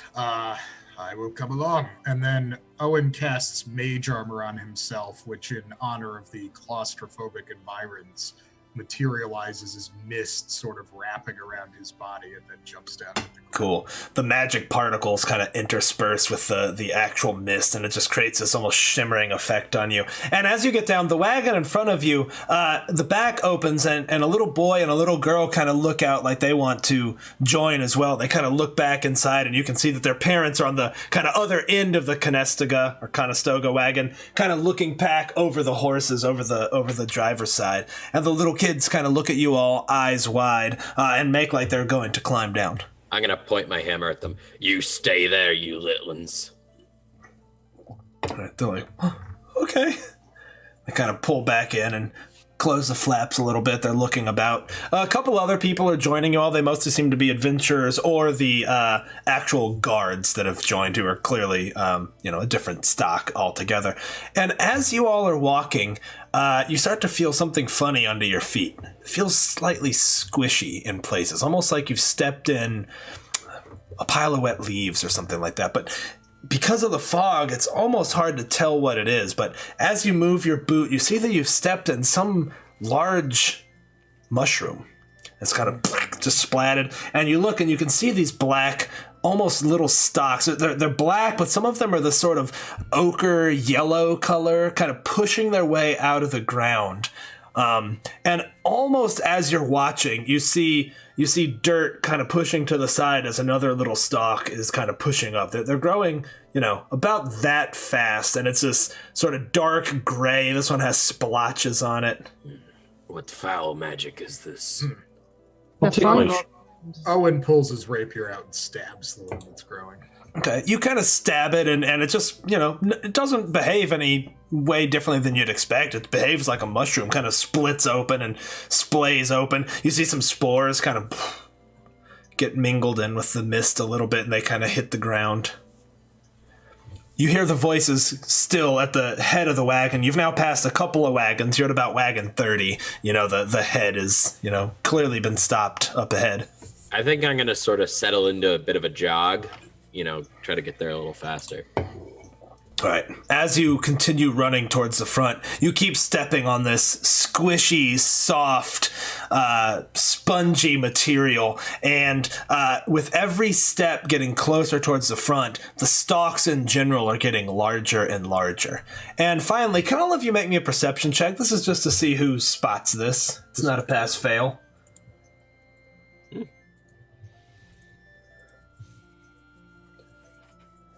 Okay. Mirdavar, as you're walking, your elf eyes, you're being perceptive, kind of looking around. You see this one particular mushroom, and it catches your eye, and you sort of look at it, and it is pushed up out of the dirt. You can see this kind of pile of dirt where it's pushed up from underneath, and it is a clear shape of a human face, and its mouth is wide, like... I'm gonna stop. I say, I've never seen anything like this before. Kind of lean down, but not too close, and maybe just kind of prod it gently in the, on the head with the tip of my short bow. Okay, and you all stop, and you clearly see this. You kind of tap the head with the short bow, and you hear this sort of noise as a crack appears in what was sort of this closed mouth, and some spores just kind of... I'm gonna back away immediately. They don't seem to make it very far, and maybe the mist is even keeping them, from getting too airborne as the water molecules cling to them, but it just sort of kind of hits the ground and comes back down, but it behaves just like a mushroom. And then you look to the side and you can see where some of those stalks had pushed up out of the ground. You now see 4 adjacent to it, about the same length, and a 5th one starting to poke up, almost look like fingers coming out of the ground. Never seen a fungus such like this. Curious. Magical, perhaps? And I'm going to just squash it with my hammer. Yeah, and when you squash it, it just squashes like you would expect a mushroom to squash. All right, let's keep moving. We need to figure out what's happening up front. Agreed. All right, as you all approach, you now smell smoke, and you can look ahead and you can now see an orange glow starts to fill the mist. It's still almost impossible to see. You see an orange glow and then silhouettes of wagons up the trail, and the people who are walking in front of you all, hurried and hushed voices from all around you, kind of bouncing around the mists. And as you finally make it to the front, with each step, you see these more clearly defined humanoid-looking fungus pushing up. In one, you see a head that seems to be tilted sideways and a shoulder pushed up out. And in other cases, you see like this hand pushing out. But as you step on it or interact with it, it just falls apart, just like mushroom. It doesn't seem to be humanoid or sentient in the least. No, I hope they didn't try to burn their way out of this. Or if they did, I hope these things are edible. Well, if there's one thing I've learned, it's that fire is never good. And as you all say that, you reach the front and see people holding torches to these humanoid bodies that seem to have pushed up out of the ground, and they're all ablaze all across, sort of I don't know, maybe 100-foot now diameter around the front of the wagon. Do they appear to be burning like a mushroom would burn? Exactly like a mushroom. They burn just the way a mushroom. They behave exactly like mushrooms, but for their shape.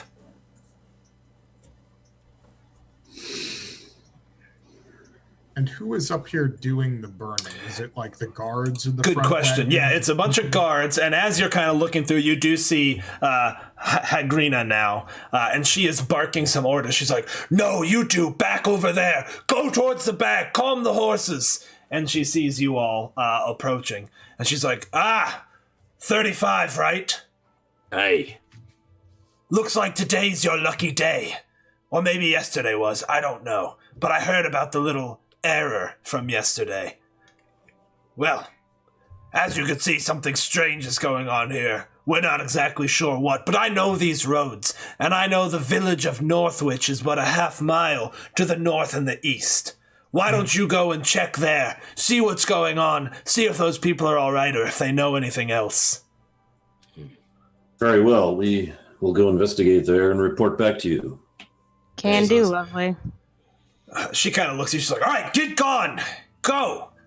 And she starts directing these people again as they're like burning back these encroaching mushrooms.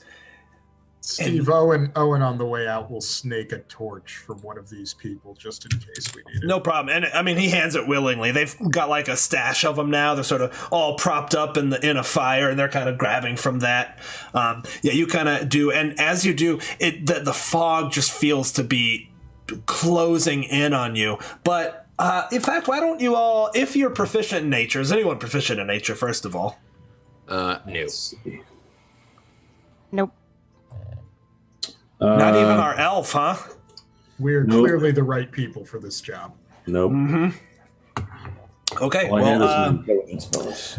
Well, with that, none of you have any idea. But you start walking off the path, and you can see kind of where the scorch, where they've kind of torched ends. And as you start walking through the mist, you just see fully formed humanoid shapes, and they're all standing in these grotesque stances. I mean, they're just sort of like just strange, twisted. Some are on the ground and reaching. They almost look like they're all in pain, or like they were mid-writhing in pain. But as you approach, I mean, they all behave like mushrooms. If you hit any of them, they sort of quickly fall apart. They have very little structure. You don't see any movement besides that. But the sea of these, they start getting thicker and thicker. Call me crazy, but I think these are the people of the village. Yeah, I don't know. It seems like maybe a lot more people than one village, unless it's very big.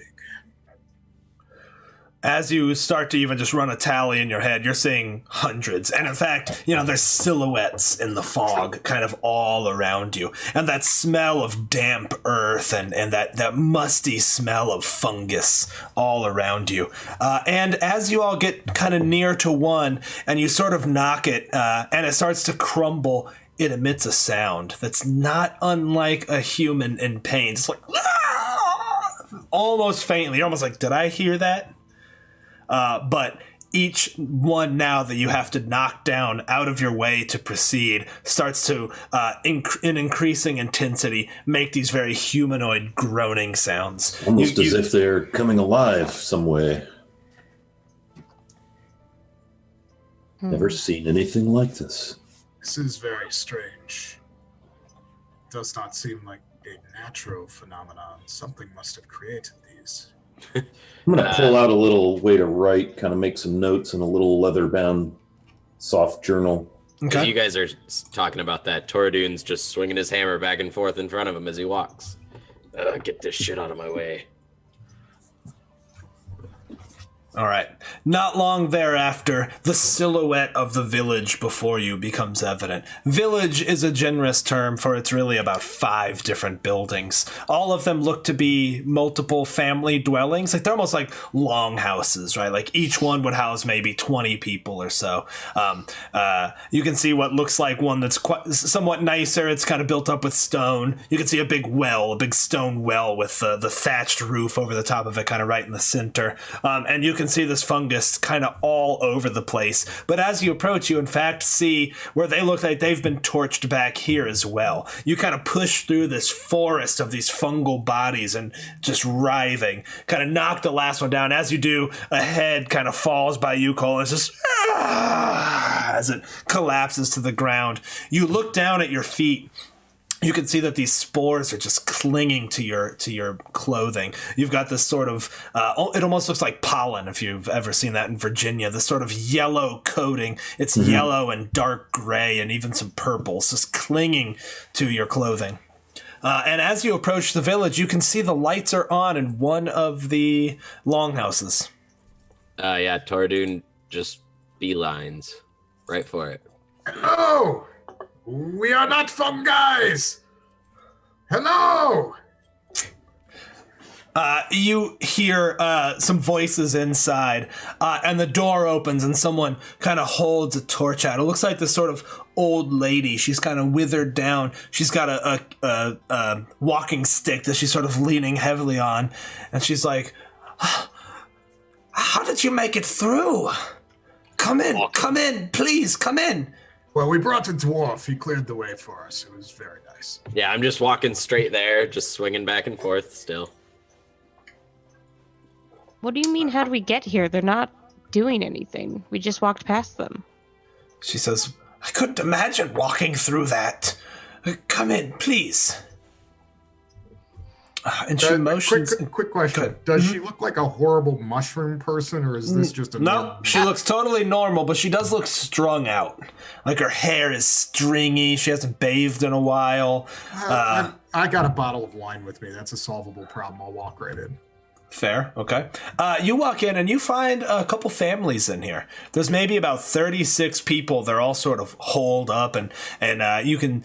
It smells awful. It smells like people haven't left this room in days now. And people just look completely strung out, just bags under their eyes. People have been crying. Kids look kind of shell-shocked. Everyone's just sort of staring through you. I'm going to look closely around the room, scanning. I don't know if you want perception, investigation, but I just want to look for anything out of the ordinary. Sure. almost ignoring like people are there. And as I'm doing this, I'm going to go over to Cole. I'm unpacking my pipe, packing it, and I'm going to try to light my pipe off of the fire in her hair. Okay, go ahead and roll investigation. No problem. Almost absent-mindedly, and I'll just lean in. I say thank you for the fire, my friend. It's what I do. You scan the room, but you don't really notice anything out of the ordinary. These look like traumatized people. Okay. And I'm making some notes. This, to the rest of you, this looks very almost like I've switched from, casual, pleasant elf guy to like I'm at work now. I'm very studiously observing, even though I rolled a 2. I'm gonna sort of thump my warhammer down on the floor. How long has this been happening? She kind of leans on her walking stick and looks up at you, and she says, "It's been nigh of 3 days now. We haven't been able to leave. We burn them back and they just regrow. How did it It's sound? horrible." Well, it started 3 days ago after... And she kind of looks to everyone else and kind of looks back at you, and she's like, after we allowed Vivro to inhabit the well. We shouldn't have done it, but the pay was good, and we were desperate.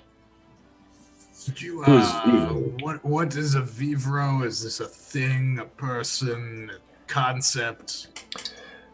She says, we entered an agreement, so I'm hesitant to tell you, but clearly this was not what we anticipated. Vivro... I have a bottle of wine I will give you. I She's like- greatly underestimated how many I need, but I have one. She's like, sir, I'm beyond needing the embrace of drink. Vivro was a goblin, and his friends, they simply asked if they could hide out in our well. It's been dry for 3 decades now. They asked if they could hide out in the well, and they paid us very good money. They paid us 120 gold pieces. Now that's more than we've made in some time. I couldn't turn them down. No, that's like Never pays to Calimball. invite goblins into your midst. That's easy for you southerners to say, but here they're a way of life. You either let them raid or you strike a deal with them. Sounds reasonable. How do we get down? Well, I have one question, just as I am thinking about this. Is this something the goblins caused, or if they are trying to hide in your well, is this what they were hiding from? She says, I don't know. And that's why I'm hesitant to tell you. It's just, well, people have gone missing, is all. And, oh, it pains me to say so, but Thigrau heard her son's voice coming from the well, if you could believe it. He would know not to play down there. She kind of hides her head in her hands. Can you point us to this well? You can't have missed it. And an old rope should still suffice. It's, from what I understand, an easy climb, but not in my old age. I'll kind of embrace her, put my arm around her. There, lady. We'll get to the bottom of this. No pun intended, of course. And I'll nod at the bard before he has a chance. Sounds good. Record. I'm gonna walk out. I am a fun guy. Damn it. And I hold up my hempen rope that's coiled on the side of my pack. 200 feet will do, I believe, and I'll toss it to the dwarf. I like grab it out of the air as I'm already walking out. Cole, I don't mince words. Are we willing to help these people? Absolutely. I'm already tying the rope. Yeah. And I'm gonna give her kind of a kiss on her nasty head. We'll get to the bottom of this, I promise you. She kind of closes her eyes and leans into it, and she's like, I prayed to Shantia. I thought someone might come. Thank you. I have rations in my pack. So before I split, I'm gonna bust out. I've got 10 days of rations, so I'm gonna bust them all out and just offer them to them. Here, please feed yourselves and eat what you can. her sort of gnarled hands kind of wrap around them, and her eyes get kind of watery, and she's like, thank you so much. I hope you can get to the source of this. I bow graciously. I promise you we will. Now then, shall we? Let's.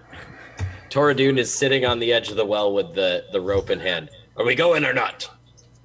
I walk up behind him Toradun. and push him. Real quick, Toradun, as you're sitting on the well, you look down, and it's almost like a particle effect in a video game. There's just these yellow ochre spores sort of spiraling slowly up and out of the well, and a stench like rotten, damp earth. I'm gonna tie, like a bandana or something around my face. Good There's idea. like beard sticking out all around it. Mm-hmm. Yeah, you pull like a torn piece of cloak and kind of wrap it around your face. What do the rest of you do? Well, I Cole take a- pushed me. Yeah. Okay, Cole pushed you, so okay. Well, Toradun, why don't you go ahead and make me I'll call it athletics check to catch yourself and not If I fall die, to your Shannon, I'm death. gonna be really mad. Well, you're holding a rope. Yeah, you can roll it with advantage. I since net you're- 20. Okay, all right. Seems reasonable. She pushes you, and you straight up like wrap your arm around it and kind of loosen your grip in such a way that you just like right down, straight like superhero land at the bottom. Yep. And you get down, and everyone can follow shortly thereafter because that makes roll 20 easier. And with that, I'm going to light a torch. I say, Toradun, stand back. Fire coming your way, and I'll drop it down there so that we have a lit torch. He doesn't even grab it because he's got dark vision. He just sort of steps a few feet forward. I will grab the torch when I get to the bottom. Yeah. okay, all right. You grab the torch, no problem, Owen, and you get to the bottom, and all around you are these thick, they almost look like veins. And they're sprawled all around the damp walls of this. And this well clearly has been tunneled out over years. It doesn't look like it's a recent thing. It looks like this was used not as a well, and she mentions it having been run dry. I'll clear the tracker, no problem. It appears we may have found the source of the leak in the well. As I kind of point at one of the chambers that's been hollowed out. And all along the ground there's this like moist kind of it squelches as you put your boots in. It just, and you kind of squeeze it down. You can see this sort of pus looking liquid kind of squeeze up out of the cracks that appear in the bottom, and it smells like rot. It just smells like rotting bodies all around you, and these veins almost seem to throb, and every now and then you see this sort of pustule kind of grow on one, and then it's sort of with this wheezing noise, it cracks and pops, and these spores kind of float out, and they kind of float into the air, and it feels like there's a slight pressure differential that's kind of sucking those spores up and out of the well. Say this is worse worse than at least portal 2/3 of the places I wake up after I've been drunk. This It's is the worse. second worst thing that's ever happened to me.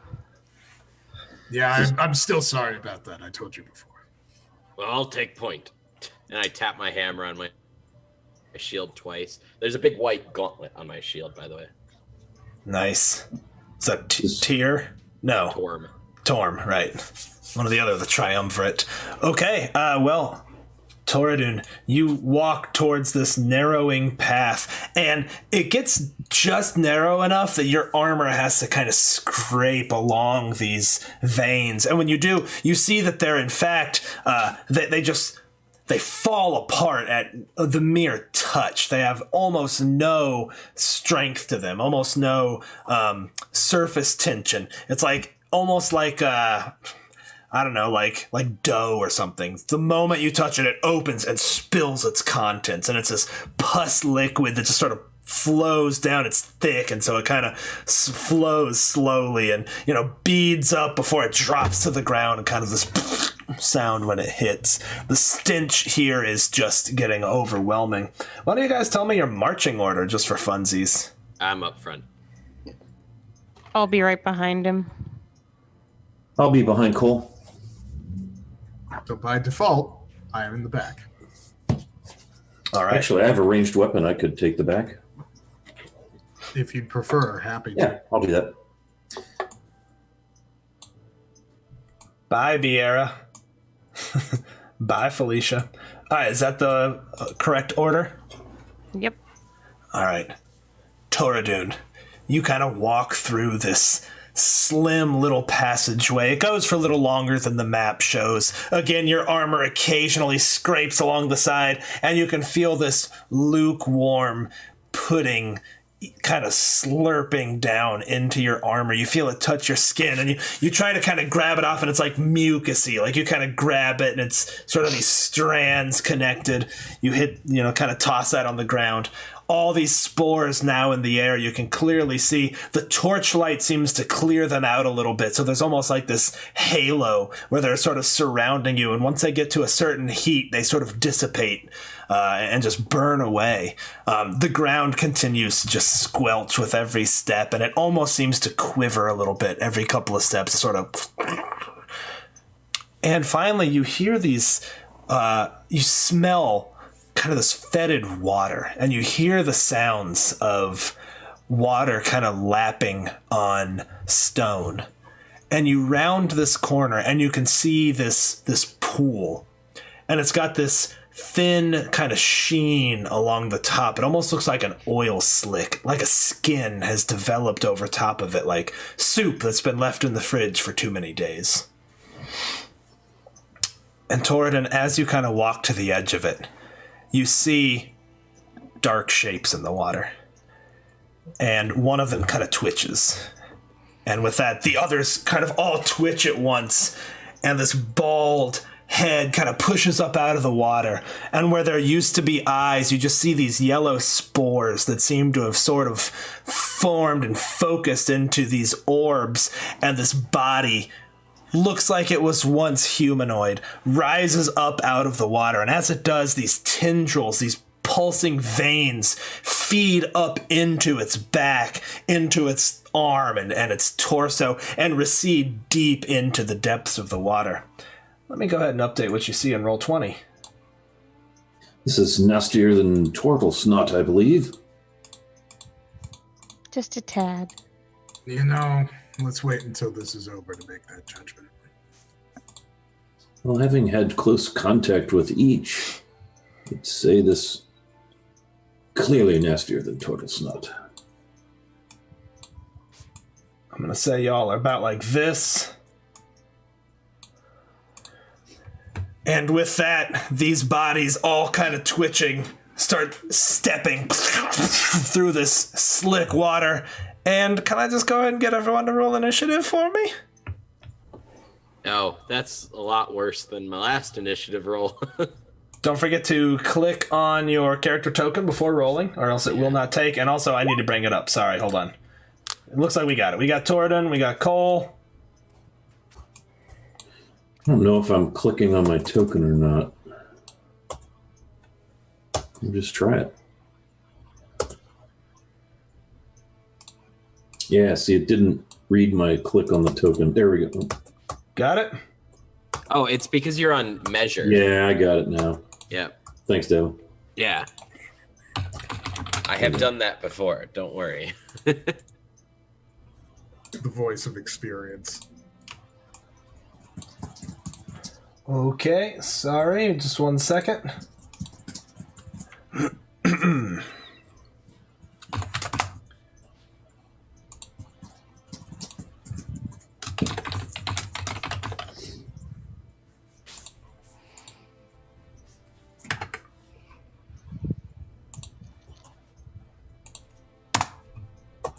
That thing just roll a 0 initiative. It sure did. With that, it would be Mirdavar. Nice. 0 initiative. Mirdavar, you kind of can look past down into the tunnel and just see these bodies kind of climbing up out. The skin that had formed on the top of this water is kind of clinging to them, almost like a shroud in some places. And these yellow glowing eyes that look to be made of this spore material, like pollen, been pressed into a ball, glow faintly and track you with some degree of intelligence. And you are up, Mirdavar. Right. I'm going to knock an arrow and hold my action to see what they do. Okay, you can definitely do that. Cole, you're up. I say screw that, and I'd produce flame and then hurl a fireball at one of them. Let's see. Boom. Fireball or firebolt? Produce Just flame. fire. Produce flame. Gotcha. Okay, why did I lost my character? There we go. Okay, you roll. That's a roll for that. 16. Yeah, you totally got it. Which one do you want to hit? I'm gonna go for the one on the far right. Okay, go ahead and roll some damage for me. Ooh, not bad. Hey, Shannon, just so you know, you can move your cursor over that and hold it down and ping. Oh, It'll yeah, make yeah. a ring, and that'll help you show what you're doing. Okay, you point your hand out, Cole, and the fire within you, your hair kind of almost looks like it's going to consume everything for a second, and then kind of focuses down through your arm. This heat passes through. The bolt reaches out and hits it, and as it does, it lets out this noise and kind of bats it and claws at it. And as it does, one of those sort of tendrils that are pushing up into its back, it breaks free and it sort of kind of sprays this liquid and falls down into the water, and it sort of screams this almost inhuman kind of trying to shrug it off. Owen. So, okay, we have 4 of these things. This is the one right here that got hit previously. Mm-hmm. Yeah, the one on the right. Yep. All right. So from where I am standing, Owen will draw his rapier and say to Mirvadar, I think you're right. These are slightly more disgusting than the tortoise. I think we're going to need a little extra oomph here, and I trust you for that. So take a bardic inspiration, and then Always choice. on, just to see if this works, on the one that is closest to us, so I will say that guy, Mm-hmm. I am going to viciously mock him. Okay, sweet. And that's a wisdom save? That is a wisdom save. Okay. What do you say to mock a fungus man? At the beginning of this whole thing, I thought that you might be edible, but even I, who have eaten everything when drunk, would not eat you. All right. It seems to have some tangible effect. It sort of shakes its head very quickly, like way faster than a human could without damaging their brain. Just... And it does have disadvantage if it attacks anybody. Got it. Toradun. How deep is the water, would you say? It's hard to say because it's so brackish and dark, but you can see that they're standing in it, and it's about navel height to them. All right, cool. I'm going to wade in right next to the dude who's on fire, and I'm just going to bash him in the face. As you get close to the water, you just smell this just fetid stink of this rotten water and whatever's floating on top. But it sort of turns to you, freshly scorched, and go ahead and make your attack. Oh, yeah. That's not a good roll. That's a hit. Oh, okay. All right. That's going to be 8 damage. Okay. You just swing your hammer around, smash into its face, and the lower jaw just smashes off, goes tumbling as it goes, and there's sort of these strands of this yellowish mucus kind of connected to the bottom of it. It sort of turns to you without the bottom half, face like just looking almost black and blue from the bruises mixing in with the pallid skin tone. And with that, it looks at you and lunges. I don't think a 12 gets you, does it? A 12 does not get me. Okay. It reaches its hands out, tries to grab you, and as it does, you can see these just sharp fingernails sort of on the ends of it, and you see these like little tendrils sort of hanging from its palms. You turn quickly as another one tries to approach and grab you. Okay, so far they're doing great. Throwing up my shield. Yeah, no problem. Cole, this one sort of clambers up. There's a little ledge a couple feet high right there. Sort of comes crawling over and clambers up, reaching these hands to try to grab you. Ooh, I think that gets you. Yeah, it does. And you take 4 points of bludgeoning damage as it slams its palms into you and kind of grabs onto your legs. What kind of armor do you have on your legs? I don't have any armor on. Okay, all right. It kind of grabs your legs, and then you feel a slight puncture in your skin, and you shake, and you look back, and it pulls its hand back, and this sort of tendril kind of pulls out of your skin, this sort of white pallid. It kind of just falls hanging limp. Oh, good. That's exactly what I wanted to happen today. I thought so. Thought you might. And this one also sort of clambers up this crevasse. And it does, in fact, attack you, Owen, but it will have disadvantage. Ooh. Ooh, does a 16 get you, though? 16 does get me, but oof.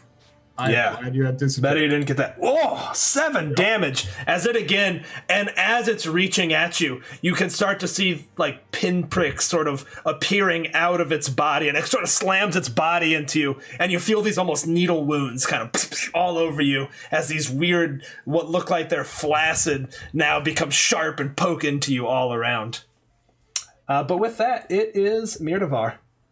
Hey, I'm going to fire an arrow at the fungus thing on and Cole. you held your action, so you can do that. Yeah, you can do that, and then you can get your turn. So go ahead. Okay, very good. I'm going to go ahead and fire away. Okay. That is definitely a hit. Okay. That's a 4 damage. 4 damage it is. The arrow just sort of kind of, and it goes in way deeper than it should any other living creature because it's just so soft and splorchy. And now it is your proper turn. Yep. Yeah, for my turn, I'm going to go ahead and fire another arrow. Okay, cool. Uttering something in Elven. I'm going to go ahead, if I may, and spend my Bardic Inspiration. You can, but do you really want to? Well, that feels like it hits. see the DM hint eyebrows? Yeah, maybe I forgot I shouldn't right now. That's a hit. Yeah. That's on the same one, right? That was nice of you to do that. Yeah, you're welcome. 7. Nice. Not bad. All right, just the other arrow hits almost right where the other one did, and it tears a pretty big hole in it. And you again, it sort of tears open, and you see this mucus pus kind of pouring out of the wound where blood should be. Cole, your turn. All right, I'm going to again produce flame and just sort of like slap it across the face with fire. Okay, nice. On which one now? On the one directly right in front of me. That has arrows in it? Okay. Yeah. That is definitely a hit. Go ahead and roll damage. All right. All right, yeah, you sort of, again, your hair swells and then channels down through your arm as you just rake across it and sort of, and the fire goes out pretty quickly because it's moist, pallid skin, but it does look like it hurts it pretty bad. Like, parts of it kind of melt and slough off. There's some of this, like, thick skin just kind of hanging that sort of falls off. Make sure I've tracked that damage. Got it. Owen, your turn. The one in front of Cole is looking pretty rough. Like, parts of it are just pouring out. It seems to be staggering and swaying some.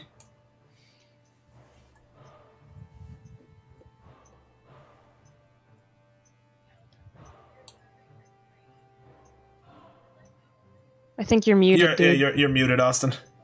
Well, I just said, speaking of things looking rough, that would include me. Yeah, you took a pretty nasty hit there. Yeah, no, this is fine. This is fine. but from where I am standing, I cannot get to that one, can I? I have... You really Asana can't, unfortunately. in front of me, and that other one, and Toradun, who is going to be on his own. So what I'm going to do to stay alive is take the disengage action, take 2 steps back, and then healing word myself.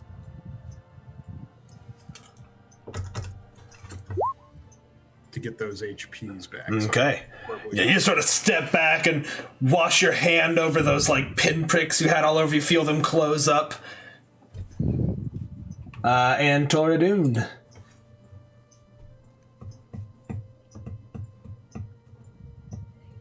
Alright, I've got 2 on me, so I'm going to hit the fire one again, the one that got hit with the fire again. Yep. That's a hit. That is definitely a hit. 10 damage to that one. Okay, hold on 1 second.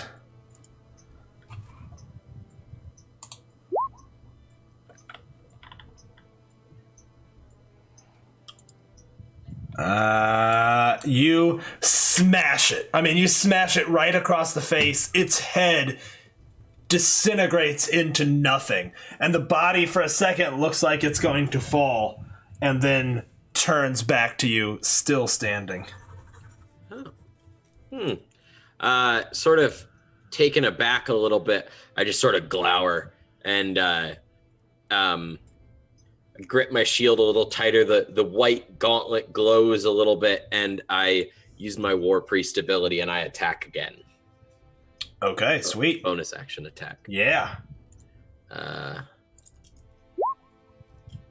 That is a definite hit. 12 bludgeoning damage. This time, like, it kind of stands back up. You're like, what? You take your hammer and you just smash right down into the torso. The bones have become soft from soaking in this water for so long and being eaten away by whatever this fungus is. And so they're just brittle and they're mushy and the whole thing just splats down. You almost cleave it in 2 with a blunt instrument. And with that, the body twitches, its hands kind of recede, kind of grabbing at it, and it falls down dead. Nice. With that, the other one next to you again takes his open palm and swings at you, Toradun.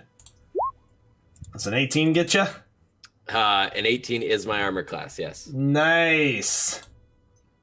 For 5 damage as it slams into, and again, at first it's just a slam, and then you feel something worming its way through your armor almost. You feel it kind of reaching and seeking flesh, finds purchase, and pushes into you a little bit.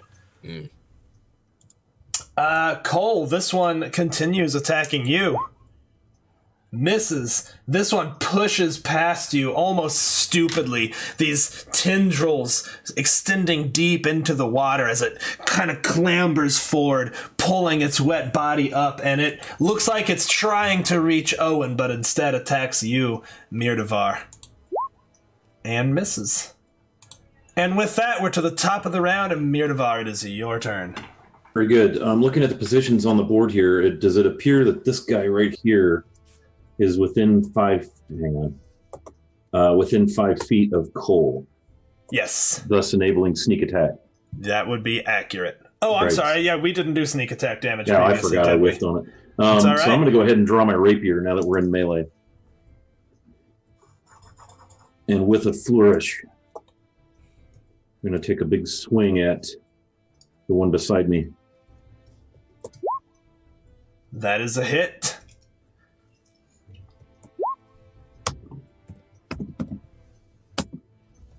And I'm going to also apply sneak attack damage then Yes, sir. for a total of 6. Okay. All right, it sort of swings at you, misses. You draw the rapier, find what looks like a spot where one of those tubes is connecting, stick your rapier in and kind of twist it and cut it loose, and it falls to the ground again, spilling this sickly-looking pus as it sort of kind of grabs at it.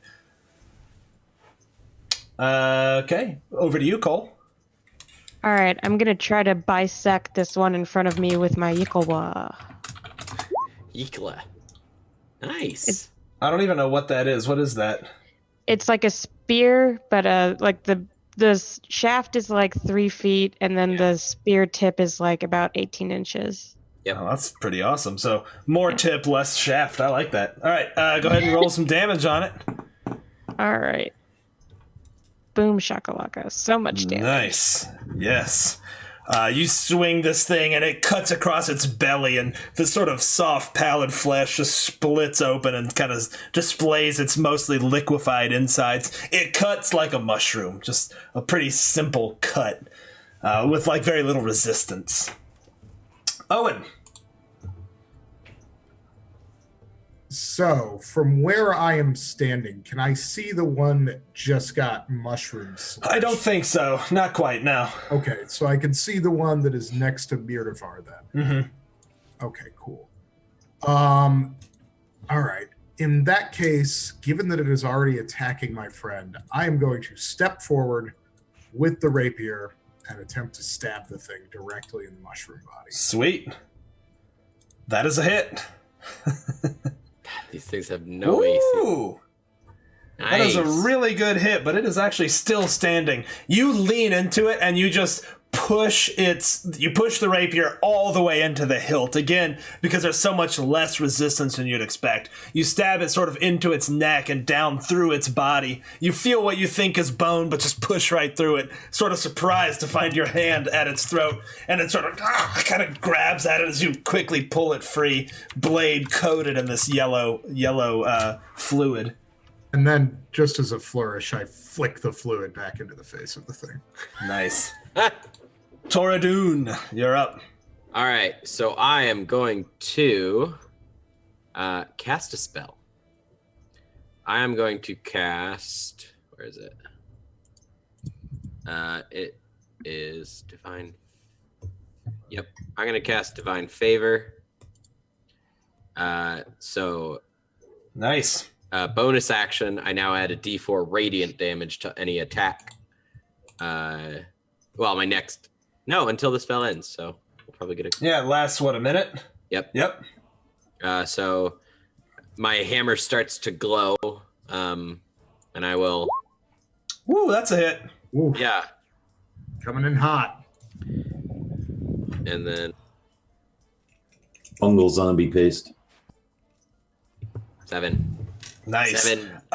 You all see this radiant white light fill up the chamber as Toradun raises his hammer, and this like angelic light bursts from it as he cracks it down onto this thing. You smash it right in the shoulder, and its left arm looks like it's now just hanging by tendons, and it's like kind of twitching, but doesn't look like it's under its control anymore. And now it's their turn. It attacks you back, Toradun. 14 does not get you. It grabs onto your armor, and you now, you were kind of waiting for it. You feel something squirming between the plates, and you shove it off before it can find purchase. Cole, this one's on you.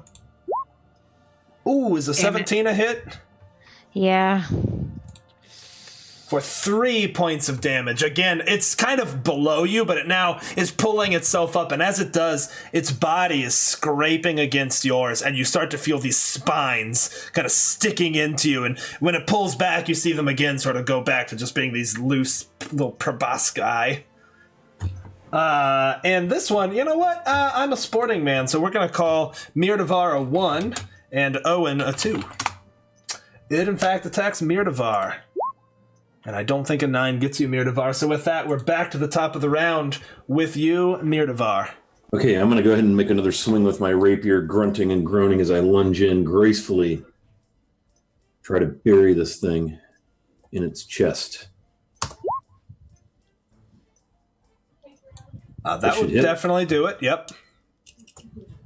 Oh, nice. And then again with the sneak attack. Yeah, go ahead and roll it. attack. Oh, Ooh, nice. Nice. And with that, Wiley, it sort of, attacks you, turns to focus on Owen, and as you do, you just stick the rapier sort of into where its spine would be, feeling this, and you sort of flourish it and disconnect all of those tendrils that were leading into the water. You sort of just rake your arm around in it, sort of squelching through this body. Stink of rot, you have to cover your nose, but it sort of stops operating and just hits the ground. As it does, the spores that composed its eyeballs sort of and sort of litter to the ground. Yes, I look at Owen. Indeed, nastier than turtle snot. No, you were right. You were right. I agree. And Cole, unless you wanted to do anything else, Mirdavar.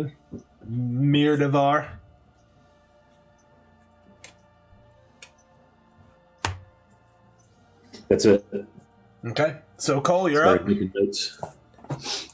All right, I'm going to do produce flame again. And I'm going to sort of try and form it into like brass knuckles on my fist as I go in for an unarmed strike kind of version of Cool, it. nice. 22. That is a definite hit. All right. Boom. Oh, big damage, but you fire wreaths your hand, you punch it, and you just smash in its face. Like, its face has no discernible features anymore, and it sort of reels from the blow. Looks like it's going to fall back, and the tendrils almost provide some additional push, and it sort of leans back forward, now just a cavity where its face once was. All right. And I don't know if I can do this, but I have a bonus action where if I took an unarmed strike... I think you have to actually do the unarmed strike attack. Yeah, okay. So, next time. Yeah. All right, Owen, you are up, sir. Well, seeing that kind of violence delivered upon a zombie's face has inspired Owen. So I will step forward to there and attempt to follow up with the rapier to assist my extremely on fire friend here. That's a definite hit.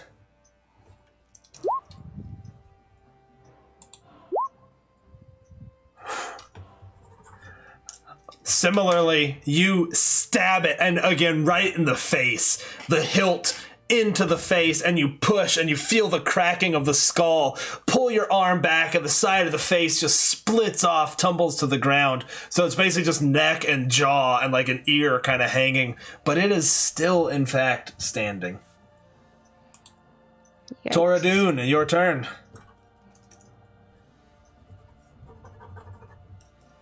You're muted, Devin. All right. Sorry. I'm going to look back and see that Cole's not doing super well and use my bonus action to cast Healing Word. Nice.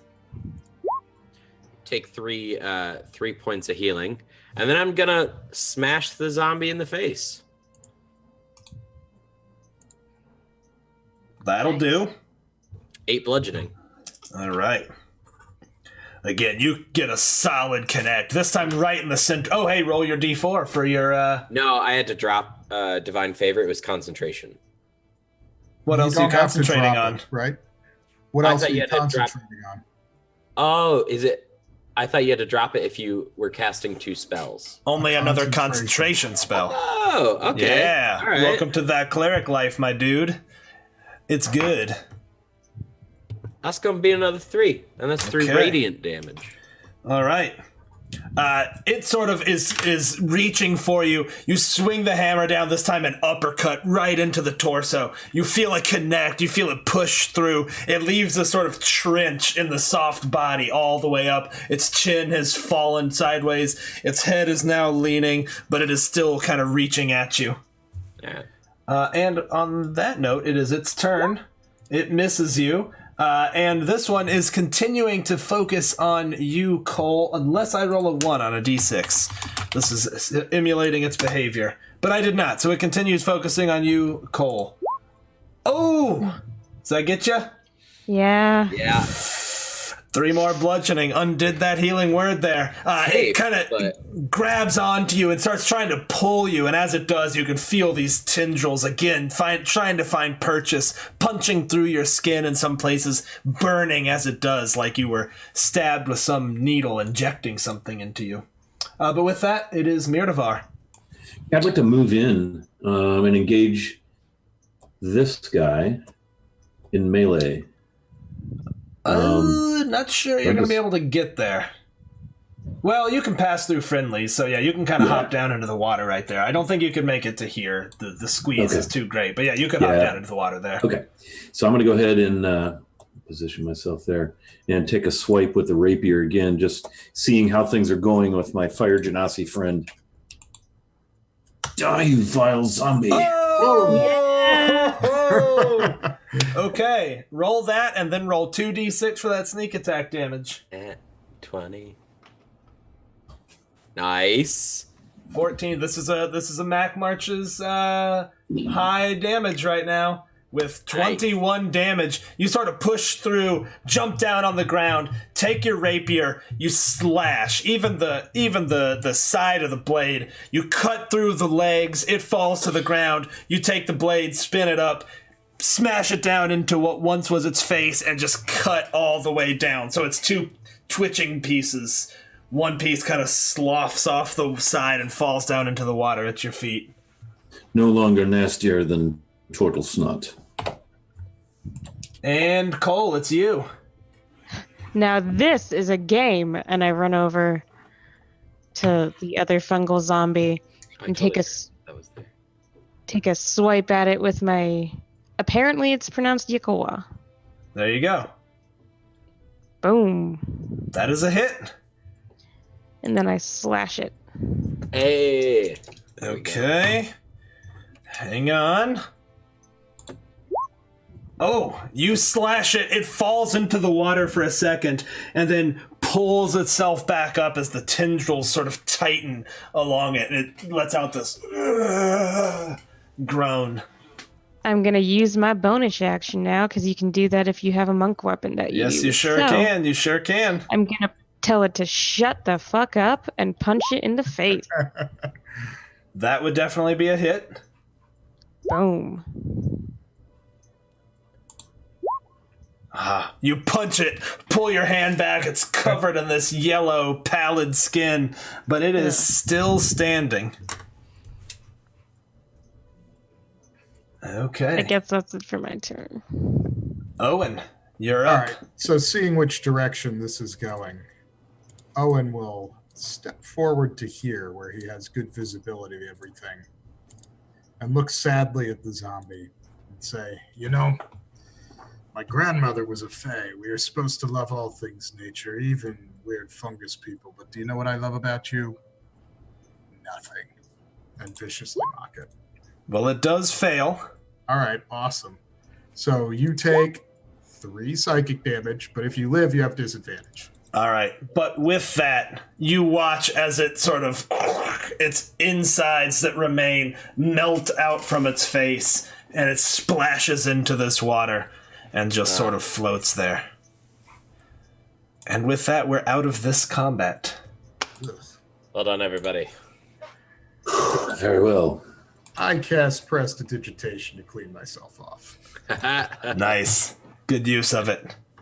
Good. Is everyone all right? Yeah, I walk up to Owen and wipe my hand on his shirt now. Ah, And you I'm know a little, I can keep doing this. Then he just does it again. I'm a little worse for wear, but I think I'll be all right. No, it's certainly better than dying to these things. I have a feeling that's how they've been making more of them. Perhaps that is what's happening with the disappearing villagers. Exactly my worry. All right, what do you all do? As a reminder, here at Castle Mac, short rests are only 3 to 5 minutes. They're just a quick breather. Yeah, I say we take a short rest. Yeah. Yep. That might work. Okay, with that, you all take a short rest. You kind of lean against these walls. The place just seems to be alive. It seems to be pulsing and breathing in some ways. And, you know, the rest is unsettling. But you do manage to take a short rest, so you may roll your hit dice if you'd like to spend one, Cole. And any other short rest abilities that you all will get back. Pardon me. No, not 2d8. I need 1d8 plus 2. There we go.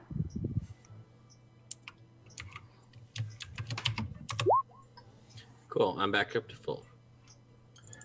All right. So, do we push further in? I think we have to. We need to see what else lies in this nasty dungeon. Cave. Agreed. Let's forge ahead. All right, guys. With that, I am going to reveal the whole map. Ooh.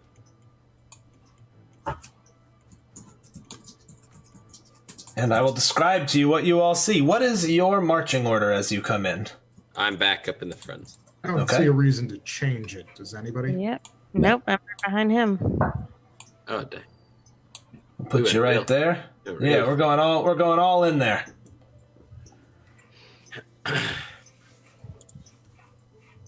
All right.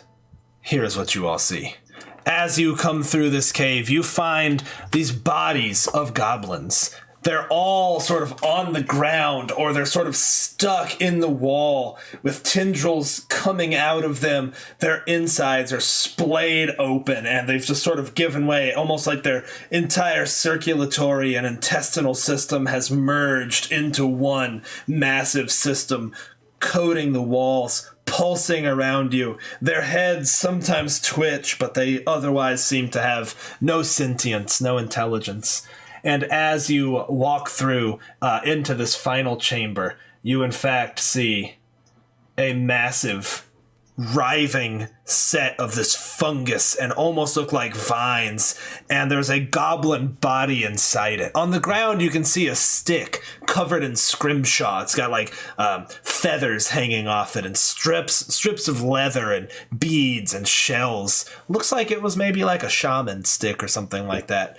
And it looks at you and it says, "We are not pleased with your incursion." We They're don't not pleased care. with your existence here. Or your smell, really. Let me just get everyone right. Was that the right order? Cole was next, right? Oh, yeah, that was very wrong, in fact. Cole, and then that, more or less? Okay. Cole, then Owen, then Rividar. All right. It sort of pulls itself, detaches from all of these tendrils connecting it, and you see these other sort of vines, almost look like vines, or almost like mushroom stalks. They sort of push out and they curl down and sort of push its weight off the ground with a groan. Does it look like the goblins are dead, or are they still alive and it's feeding off Hard to say. Again, they kind of twitch now and again. them? Okay. Could be that they're feeding off them. Looks more like they've merged into one. And this thing, as it pushes up on these like weird mushroom stalks, looks like it's maybe being held aloft by 48 of these. It sort of scuttles forward a little bit. This body is just intertwined, and it's like, "We are ready for you to join us." And it's let's go ahead and roll initiative one more time. Y'all. All right. Initiative. This is so cool. Is that what I rolled last time? I think it is.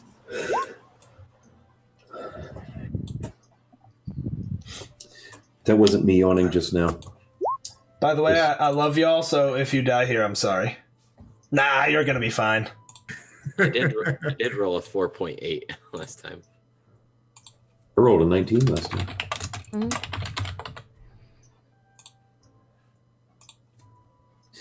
That bardic inspiration rolls for 10 minutes, so that's spent now. Yeah, because we short rested. No, you So- said a rest was 3 to 5. That is true, but we do have those clear. Otherwise, it kind of doesn't work. Makes sense. 1 second, sorry. There we go. Ooh.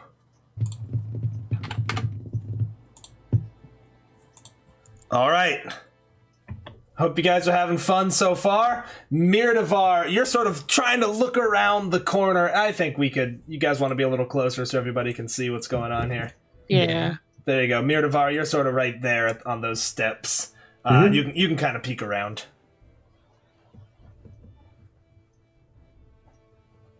All right, I'm going to go ahead and fire my arrow.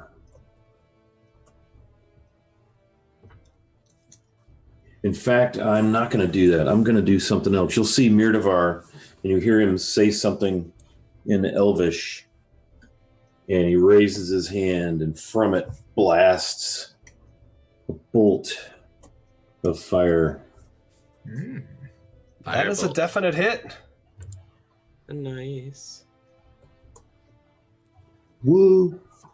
Wiley, as the fire hits it, it almost seems to sputter out as soon as it hits it. While the skin looks a little bit burned, it seems like it sort of like almost fizzles as it hits. And the goblin head in it, its arms just sort of splayed, are just like, ah, ah.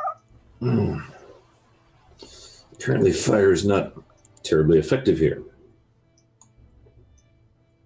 And with that, this thing scuttles for you, Toradun. As it does, you just hear the of these little myconid feet pulling it across the body, or across the soft ground, and it makes an attack on you. And it does in fact get you. Toradun, you see this almost like thick, it almost looks like a mushroom cap or something on the end of a tendril, sort of splorches out of this body and just hits you with like both a wet slap but also a ton of force behind it. Yeah. And then it attacks you again. Oh no! Oh no! Shit! I'm down. This other one just kind of hits him, and as Toradun falls to the ground on his knees, his weapon clatters at his side. One of them kind of stays there, and you can see these white kind of tendrils sort of erupt out of the side of it and worm their way onto the top of his body. Cole, it's your turn. All right. Can I slice away those tendrils from taking Toradun? You can, and I'll even call that an attack against him. I'm not going to make you lose that. Boom. Ah.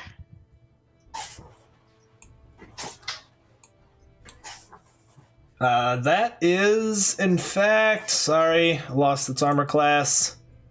That is unfortunately not a hit. Oh, I'm sorry. Do you guys have a bardic inspiration or no? Not yet, but you can unarmed attack after that, right? That's true. Yep. That's what I'm going to do. I'm going to punch the crap out of it. That is a definite hit. All right. Boom. Uh-huh. There you go. You swing at it with this little spear, and in fact, another one of those sort of mushroom caps kind of shoots out with a counter force and kind of knocks your arm free, but you roll with the momentum, spin around, and you take your foot and just kick across Toradun's chest, kind of pushing back those tendrils. They kind of fly off, and a couple of them break, and kind of like wet noodles kind of slap on the other side of the wall and kind of hang there. Owen. All right, well, seeing the mess that is being caused, I will slip in here to the side of this thing because nothing hurts my dwarf friend and doesn't get stabbed. Amen. Try to stab it.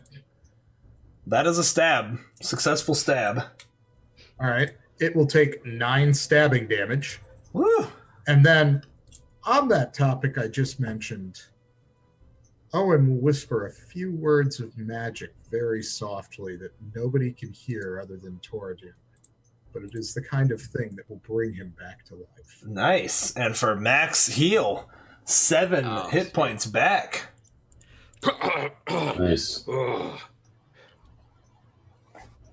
right. Toradun, you your eyes snap awake after what felt like a dream of being encased in wet spaghetti. And it is your turn, Toradun. All right. I will. I'm gonna obviously use half my movement to stand up. And I'm gonna glare at this thing, and I'm gonna hit it. And let's see what happens. Nice. That is a hit. 6 bludgeoning damage, and I'm gonna use another one of my. I'm gonna use my last War Priest ability, and I'm going to smack it again. Nice. That's a hit. Linda, you're just in time for the wet spaghetti party. 6. Oof.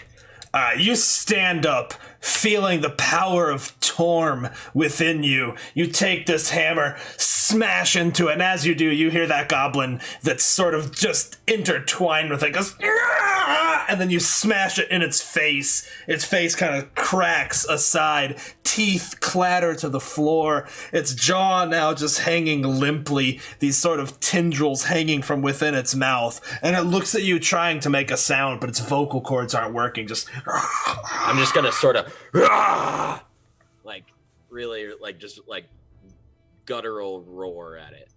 Nice. Mirdevar, you're up. I'm going to move around where I can see it. And I'm going to fire. Oops. There. Well, can I see it from here? Up at the top of this. Yeah. Yeah, you can see it from there. So I'm going to fire an arrow.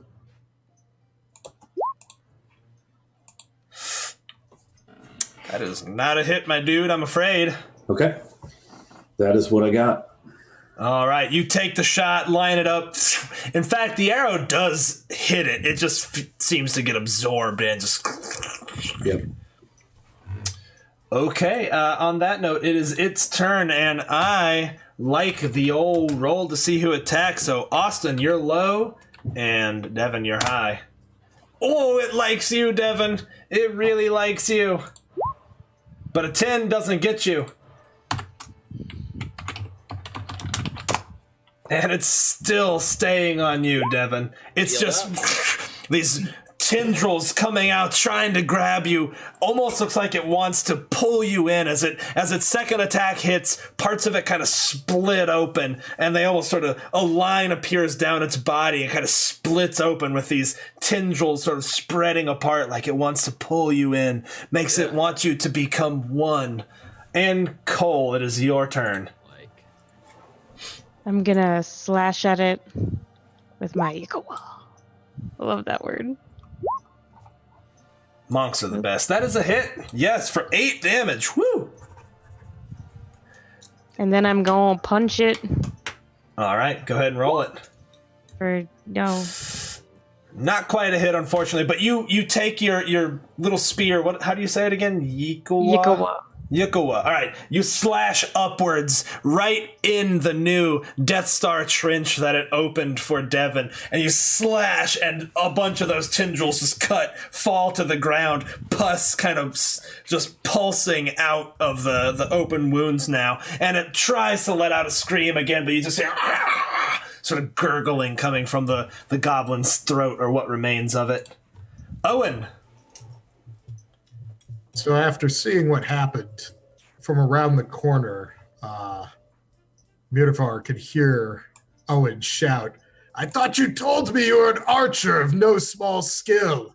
You could do better, my friend." So take a bardic inspiration die.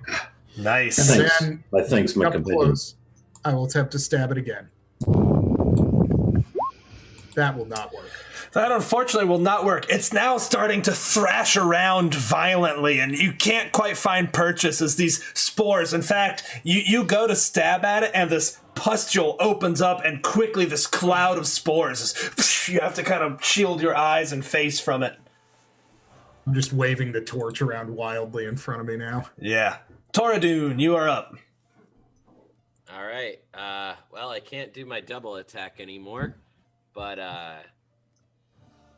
you know, I think I'll take the negative to my AC. So I'm gonna throw my shield to the ground and take my warhammer in 2 hands. Nice. Uh, Ho, ho, ho. I don't think I've rolled an attack roll like lower than 19. No, you've rolled pretty hot. 13 Treat bludgeoning. yourself. Devin, would you like to describe how you kill this fungal goblin monstrosity? So, Nice. I throw my shield down, yell, "For Torm!" and just bury my hammer into the face, or what's left of the goblinoid face. Nice. And it sort of hits the ground like it loses its ability to carry its own weight, falls down, and as it does, it almost immediately begins liquefying, like a rapidly almost like what's it called? Like the time dilation video footage. What do they call that? Time lapse? Time lapse, yes, like time lapse of it just decaying right in front of you, just like it turns these brown and purple colors and then caves in on itself. These pustules sort of pop down as the thing just starts melting around you, and you look up and the entire inside of this cave start doing this, and as these pustules pop, this yellow liquid is sort of falling all around you, and things are moving quite violently as they're sort of, these tendrils are receding and pulling back. The whole cave seems to be groaning. Let's get out of I think here. it's time to go. I'm gonna grab my shield and start running. Steve, I have a quick eyeball around this thing to see if there's anything interesting. Ah, yes. You do, in fact, find a strange little scrimshod staff that you kind of spotted when you came in earlier, but as everything decays around it, it almost looks to be left somewhat pristine. So I will grab the staff, and then just to be safe, whatever the biggest concentration of stuff is that's decaying, I'll light it on fire with the torch on the way out. Awesome. In fact, as you do, it burns, and the fire immediately begins spreading quickly. All right, we should go. Yeah, I'm running already. Why? Alright. It's so nice and toasty in here. I thought we could Yeah, stay. you're not going to like the smell. All right, you guys go running out. You make it out pretty quickly, but as you do, it's almost like the rot is right behind you as these tendrils are receding. The water seems to be boiling and steaming almost. Looks absolutely disgusting. And you shimmy up that rope. Yeah, you get to the rope and you're just like kind of pulling yourselves up. Who goes up first? I will go up first. I think Tordoon gets there last with his little stumpy dwarf legs. Yeah, All a little tight in there. Yeah, Sweet. I'm just going to be standing down at the bottom being like, go, go, go. right, I and- will follow Murtivar then. Okay. All right. You guys climb out kind of no problem. But as you're going up, you start to hear from outside of the well. And as you emerge from the well, still through this mist, you can see the silhouettes of all those humanoid fungal shapes that were just like statues. All of them sort of make this screaming sound, just as they sort of melt into the ground, and it's happening all around you. It's almost unbearable. The sounds of just echoing through the fog. You all reach the top, kind of fall to the ground as those sounds all around you continue making this horrid sound. And then after about a minute, complete silence. Muffled silence. Deathly silent as nothing but the fog remains. I'll help everybody out as they climb the rope. Is everyone all right? It's close. Dwarf, well done. That was something. Yeah, that was a combination of disgusting and, quite frankly, an awful sense of rhythm at the end there, but I must commend you all on your smashing. I'm gonna start wiping the yellow pus off my hammer on the ground. Owen would start walking back towards the longhouse that had all the people in it. Okay. Yeah. You get there, and as you're approaching, you see the door open, and that woman is there. She's just sort of stunned, and she's like, "You did it!" And behind her, people are kind of starting to peek out.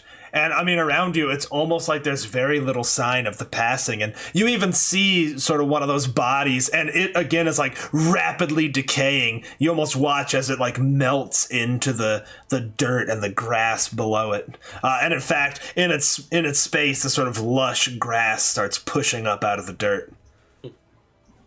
Funny, isn't it? It would appear things are restored to normal. I guess the good news is there don't appear to be lasting effects, but yes, we killed quite a monstrosity down in the well there. The credit really must go to all of my friends. She's like, what was it? What could it have possibly been? Some fungal mound of some... The bards explained it well. It was a monstrosity. I've never seen anything like it. I seem to take over them goblins you let down there. I want you to imagine the mushrooms that you saw outside, and all of them clawing together into a single giant mass. And at the heart of this mass, the hideous, twisted, deathly form of a single goblin that was allowed into the well. I do not know if they summoned it or it took them, but this was the cause of the plague. She's just... Well, thank you. Yeah, that's how I felt too. Whatever we did. There you go. She was speechless. There we go. Am I good now? Yeah. Yeah. Okay, that was weird. I didn't think I was muted. She's like, whatever we did to deserve you showing up here, I can't thank you enough. And as she says that, the sound of hoof beats kind of echoes through, and you look back, and there's now multiple riders approaching, and at their head, you see young Wayland sitting on his horse. And he kind of looks down at you all, and he's like, what did you do? Yeah, took care of it. It's like, it all cleared up. There was a horrible monster. I will tell you about it more later so we don't traumatize these poor people. But apparently it arrived here unbeknownst to them, infested the well, and it was a big mess. It's okay. We burned it all. Yeah. Owen exaggerates. We merely did some yard work. He sort of stops and he's like, adventurers were a good call. You did good. What wagon? I believe it is 23, my lord. Wagon 23. You did good. Now we must get moving. Spare what food we can for these people. Supplies. Help them if we can. Nice job, everyone. Toradune's already walking away. Like, after he said, oh, we took care of it, he just started going. Univar, I'm glad you remember what wagon we're from. I'm always too drunk to remember. I had to write it down myself. Ah, an elf after my own heart. And I do thank you, my friend, for the inspiring verse down there in the well. Things were a bit touch and go there. I was worried about both the dwarf and our fiery friend here, but we did make it out alive. As was Of I. course. I wish I had healing arts, but I do not. So Dead things can't hurt us. We all serve a role. we all have our place in this group. We function well together. I mean, not as good as we play Calimball, but, you know. The Calimball game was definitely the best part. That was cool. All right, everyone. With that, this session comes to an end, except for Owen got the first magic item of the Mac Marches. Owen, you got Vivro's dancing staff, and it can do these 3 things for you. Number 1, it can cast dancing lights at will. Number 2, it can cast Tasha's hideous laughter once per day. Oh, nice. The DC is 13. And number 3, your bardic inspirations can be re-rolled if they roll a 1. Ooh. Nice. There you go. That's kind of a cool thing for a bard to have. The DM giveth, and then the DM taketh away. Yeah, it's All going right. to re-roll max rolls on Bardic Inspiration, too. See how it Yeah, is, Steve. I thought about that, actually. But, guys, I hope you had fun. That was a fun That was great. adventure. Good. Yeah, that was a blast. Oh, it was great Cool. playing with all of you. Steve, thank you for running. Yeah, you're very welcome. You're very welcome. Absolutely. Good to meet you, Austin. All right, Yeah, let's good go to meet around the everybody. table one more time. I'm going to borrow a Lindy tradition because I really like it, where she asks both information about you and what your favorite moment of the session was. Those are fun and good feedback. So this time we're going to start right over here. Logic. Well, that was amazing. I'm Shanna Logic, and you can find me across the internet. And I also have a pretty cool Etsy shop called Shan's 8-Bit Smithy. If you like perler art, check it out. They're awesome. They're really cool. And, oh my god, what was a favorite? I just love the description of the room with the goblins just splayed open and like a weird, like, xenomorph-esque wall of people. Like, That's just what so exactly what good. I was thinking. Just so good. So Yeah. horrible and delightful, and your descriptions are just amazing. You're just Thank such you. a good DM, man. I I love got it. I got a sick mind is the secret. Thank you for that. All right, going back around here, we're gonna go backwards this time. So you're up, Bouston. All right. Information about myself. One of the things I hate most in life is getting shots. So it's really kind of horrifying to fight zombies that stab you like they're giving you shots. That's just a special kind of awful. Yeah. And my favorite moment is the true underbelly of adventuring is the incredibly potent and painful hangover of the next day. So I appreciate Steve not leaving that out as we were off the wagon barfing everywhere. You were quite literally off the wagon. All right, I'm glad you could join us, my man. All right, we're going back around. Devin. Yeah, I'm Devin. You can find me here in the Twitch chat and on the Discord as Utilitas as a mod. And I play on the Wednesday game as well once we get that back up and running. My two favorite things are definitely the description of the weird rotten like mycelium that were penetrating all the ground and stuff. And I mean, I got the killing blow on the big bad. That's awesome. Like, yeah, you did. That was cinematic too, because you threw the shield down, foregoing defense. That was great. yeah. And last but certainly not least, I'm gonna put my pencil in your ear.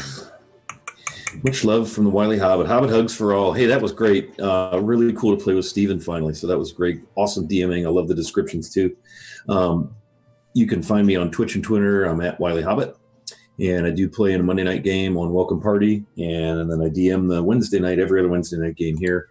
We're still playing. We're just not online yet, but we'll get there. Probably my favorite part of this was the 4 distinctly different characters and the dynamic that started to occur between those characters. And that's just going to continue to happen and rehappen as these parties are assembled, pulled apart, reassembled. So I'm really looking forward to the length of this campaign and to see how that all unfolds and who has relationships with who and so forth. Yeah, I'm really enjoying the Marches format. I got to talk to Wayland, so that was cool. That's true. Got to see a little Wayland action. All right. Well, thank you guys once again for joining. That was super fun. We'll be back Sunday with Waterdeep Dragon Hoist. And Tuesdays, as always, with Chronicles Apparel. So we're launching a raid right now on Off the Table. We've never launched a raid on them. Oh, nice. And so we're going to kick that off right now. See you guys. Thanks one more time. Bye. See y'all. Thanks for hanging out, chat. Thanks, everyone.